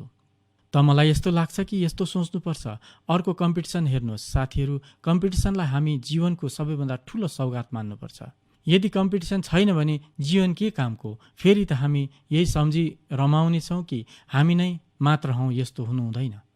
वास्तविकतामा हामीले कम्पिटिसनलाई इन्भाइट गर्नुपर्छ, तब त हामी कसीमा खरो उत्रन्छौँ। म त भन्छु घरमा पनि कहिले छुट्टीको दिनमा पढ्नु छैन, इक्जाम छैन, भाइ बहिनी बसेर कम्पिटिसन लगाउनुहोस्। तिमी 4 रोटी खान्छौ भने म 5 रोटी खान्छु, तिमी 5 रोटी खायो भने 6वटा रोटी खान्छु। कम्पिटिसन लगाइ त हेर्नुहोस्। जिन्दगीमा कम्पिटिसनलाई हामीले निमन्त्रण दिनुपर्छ। कम्पिटिसन जीवनलाई अघि बढाउने एउटा राम्रो माध्यम हुँदछ जो हाम्रो पनि इभ्यालुएसन गर्न थाल्छ। दोस्रो, म जुन पिँढीको हुँ वा तपाईँका आमा बाबा जुन पिँढीका छन् उनीहरूलाई ती चिजहरू भाग्यमा थिएनन् जो तपाईँको भाग्यमा छ। तपाईँ त्यस भाग्यमानी जेनेरेसनमा हुनुहुन्छ जो भाग्य तपाईँको भन्दा पहिलेको कुनै पनि जेनेरेसनलाई यति ठुलो मात्रामा कहिले प्राप्त भएको छैन। अनि त्यो हो जसरी कम्पिटिसन बेसी छ त्यसरी चोइस पनि बेसी छ, अवसर पनि अनेकौँ छन्। तपाईँको परिवारमा त्यति अवसरहरू थिएनन्। तपाईँले हेर्नुभएको छ होला 2 जना किसान छन्, मान्नुहोस् कि उसको पनि 2 एकर जमिन छ अनि उसको पनि 2 एकर जमिन छ। तर एउटा किसान छ गुजारा गर्नु छ, खेती गरिरह्यो भने जीवन चलिरहन्छ। दोस्रो किसान त्यो सोच्छ 2 एकर जमिन छ, 1/3 यो गर्नेछु, 1/3 त्यो गर्नेछु। बितेको वर्ष यो गरेको थिएँ, आउने वर्ष यो गर्नेछु। त्यो चिजहरू गर्ने छुइनँ। तपाईँ हेर्नुहुनेछ जो किसान 2 एकर भूमिमा आरामका साथ बसिरहेको छ ऊ आफ्नो जीवनयापन गर्न सक्षम छ, तर जीवनको गति भने रोकिन्छ। जो रिस्क लिँदछ, जो प्रयोग गर्दछ त्यो व्यक्ति अघि बढेर जान्छ कि जीवनमा कतै रोकिने नाम नै रहँदैन। त्यसरी नै हाम्रो जीवनमा हामीलाई गर्व गर्नुपर्छ कि हामी यति स्पर्धाको बीचमा आफूलाई प्रुभ गरिरहेका छौँ अनि हामीसित अनेकौँ चोइस छन्। यो स्पर्धा छैन भने अर्को छ, अर्को छैन भने कुनै अर्को छ। म बुझ्दछु कि हामी यसलाई अपर्च्युनिटी मानौँ, एक अवसर मानौँ अनि म यसलाई अवसरलाई छोड्ने छुइनँ। यो भाव यदि उत्पन्न गर्यौँ भने मलाई पक्का विश्वास छ कि कम्पिटिसन तपाईँको लागि यस युगको सबैभन्दा ठुलो सौगातको रूपमा अनुभव गर्नुहुनेछ। प्रधानमंत्री जी द्वारा परीक्षा पे चर्चा 2022 ने हमारे जैसे करोड़ों बच्चों, शिक्षकों, अभिभावकों की बेचैनी को उत्साह, उमंग एवं सफलता की ललक में बदल दिया। हम कृतज्ञ हैं माननीय प्रधानमंत्री जी, आपके स्वर्णिम उद्बोधन के लिए हम अत्यंत आभारी हैं।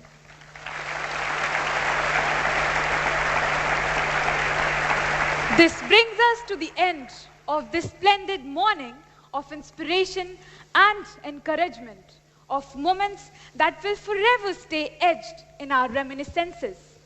We express our heartfelt gratitude and thanks to Honorable Prime Minister Shri Narendra Modi ji for having spared his valuable time to be here with us and for inspiring us with his magnetic persona. Thank you so much, sir. हेर्नुहोस्, आज म उहाँहरूलाई बधाई दिन चाहन्छु। उहाँहरू सबैले यी सब कुराहरूलाई यति राम्ररी कन्डक्ट गर्नुभएको छ। कहीँ कतै पनि आत्मविश्वासको कमी देखिएन। यस्तो सामर्थ्य यहाँ बसेका प्रत्येकमा छ होला। जो टिभीमा हेर्दैछन् उनीहरूमा पनि होला अनि जसले हेरेका छैनन् उनीहरूमा पनि होला। जीवनमा प्रश्नको परिधिमा यो छैन, तर पनि म अवश्य भन्न चाहन्छु कि हामी साँच्चै नै जीवनमा आनन्दको अनुभूति गर्नु छ भने आफूमा एउटा क्वालिटी विकसित गर्नुपर्छ। यदि त्यस विद्यालाई डेभलप गर्यौँ भने तपाईँ सदैव आनन्दित रहनुहुनेछ। अनि त्यो हो गुणहरूको पुजारी बन्नु। कसैमा पनि हामी गुण हेर्दैछौँ, क्वालिटी हेर्दैछौँ त हामी त्यसको पुजारी बन्ने गर्छौँ। त्यसबाट उसलाई त शक्ति प्राप्त हुने गर्दछ, साथै हामीलाई पनि शक्ति प्राप्त हुने स्वभाव बन्दछ। हाम्रो स्वभाव बन्दछ कि जहाँ पनि राम्रो चिजलाई हेऱ्यौँ भने अब्जर्भ गर्ने कसरी राम्रो हो त्यो अब्जर्भ गर्ने, त्यसलाई हामी स्वीकार गर्ने प्रयास गर्न सक्ने, आफूलाई त्यही अनुसार ढाल्ने प्रयास गर्ने, इनोभेट गर्ने प्रयास गर्ने, जोड्ने प्रयास गर्ने। यदि हामी ईर्ष्या भावलाई बढायौँ भने हेर ऊ त म भन्दा अघि निस्किसक्यो, हेर उसको कुकुर त मेरो कुकुर भन्दा पनि राम्रो छ, हेर त उसको परिवारमा यति राम्रो माहौल छ कि उसलाई कुनै पनि प्रकारको दुःख छैन। यदि यही कम्पिटिसन मनमा रहन्छ भने हामी बिस्तारै बिस्तारै निकै नै आफूलाई सानो तुल्याउँदै जानेछौँ। हामी कहिल्यै ठुलो बन्न सक्ने छैनौँ। हामी अरूको सामर्थ्यलाई, अरूको विशेषताहरूलाई, अरूको शक्तिहरूलाई जान्ने बुझ्ने सामर्थ्य विकसित गर्यौँ भने मात्र ती विशेषताहरूलाई आफूमा ल्याउने सामर्थ्य आफै विकसित हुने प्रारम्भ हुनेछ। त्यसैले म आफ्नो जीवनमा सफल हुनको लागि तपाईँ सबैलाई आग्रह गर्दछु कि जीवनमा जहाँ पनि मौका पाउनुभयो भने जुन विशेष छ राम्रो छ, जो सामर्थ्यवान छ त्यसको प्रति तपाईँको झुकाउ हुनुपर्छ। त्यसलाई जान्ने, बुझ्ने, स्वीकार गर्ने अति नै उत्कृष्ट मन हुनुपर्छ। कहिले पनि ईर्ष्याको भाव हुने छैन, कहिले पनि हाम्रो मनमा प्रतिशोधको भावना उत्पन्न हुने छैन। हामीलाई सुख र आनन्दको जीवन जिउन सक्नेछौँ। यसै अपेक्षाका साथ म फेरि एकपल्ट तपाईँ सबैको धेरै धेरै अभिनन्दन गर्दछु। सबै विद्यार्थीहरूको अभिनन्दन गर्दछु अनि म शिक्षा विभागको पनि अभिनन्दन गर्दछु कि यति शानदार कार्यक्रम तपाईँ सबैले आयोजना गर्नुभयो अनि तपाईँ सबै नौजवानहरूसित मलाई भेट्ने अवसर प्राप्त भयो। केही व्यक्तिहरूलाई लाग्छ होला कि मोदी परीक्षामा चर्चा किन गर्नुहुन्छ, एक्जाममा त ठिकै छ, टिचरले ठिकै चिज बुझाएका हुन्छन्, तपाईँलाई लाभ हुन्छ कि हुँदैन मलाई थाहा छैन। मेरो लाभ हुन्छ। मेरो लाभ यो हुँदछ कि जब म तपाईँहरूको बिचमा आउँदछु त म 50 वर्ष सानो बन्न पुग्दछु अनि म आफूलाई तपाईँको उमेरबाट केही सिकेर ग्रो गर्ने प्रयास गर्दछु। अर्थात् म मेरो पिँढी बदलिँदैन, तपाईँसित जोड्नुको कारण सदैव तपाईँको मनलाई बुझ्दछु, तपाईँको आशा आकाङ्क्षाहरूलाई बुझ्दछु। म आफ्नो जीवनलाई त्यसमा ढाल्ने प्रयास गर्दछु। त्यसैले यो कार्यक्रम मलाई बनाउनमा काम आइरहेको छ, मेरो सामर्थ्यलाई बढाउने काम आइरहेको छ। त्यसैले म तपाईँहरूको बिचमा आउने गर्छु। मलाई आज आफूलाई ढाल्नको लागि, आफू केही सिक्नको लागि तपाईँ सबैले समय दिनुभयो, त्यसको लागि म आभारी छु। धेरै धेरै धन्यवाद।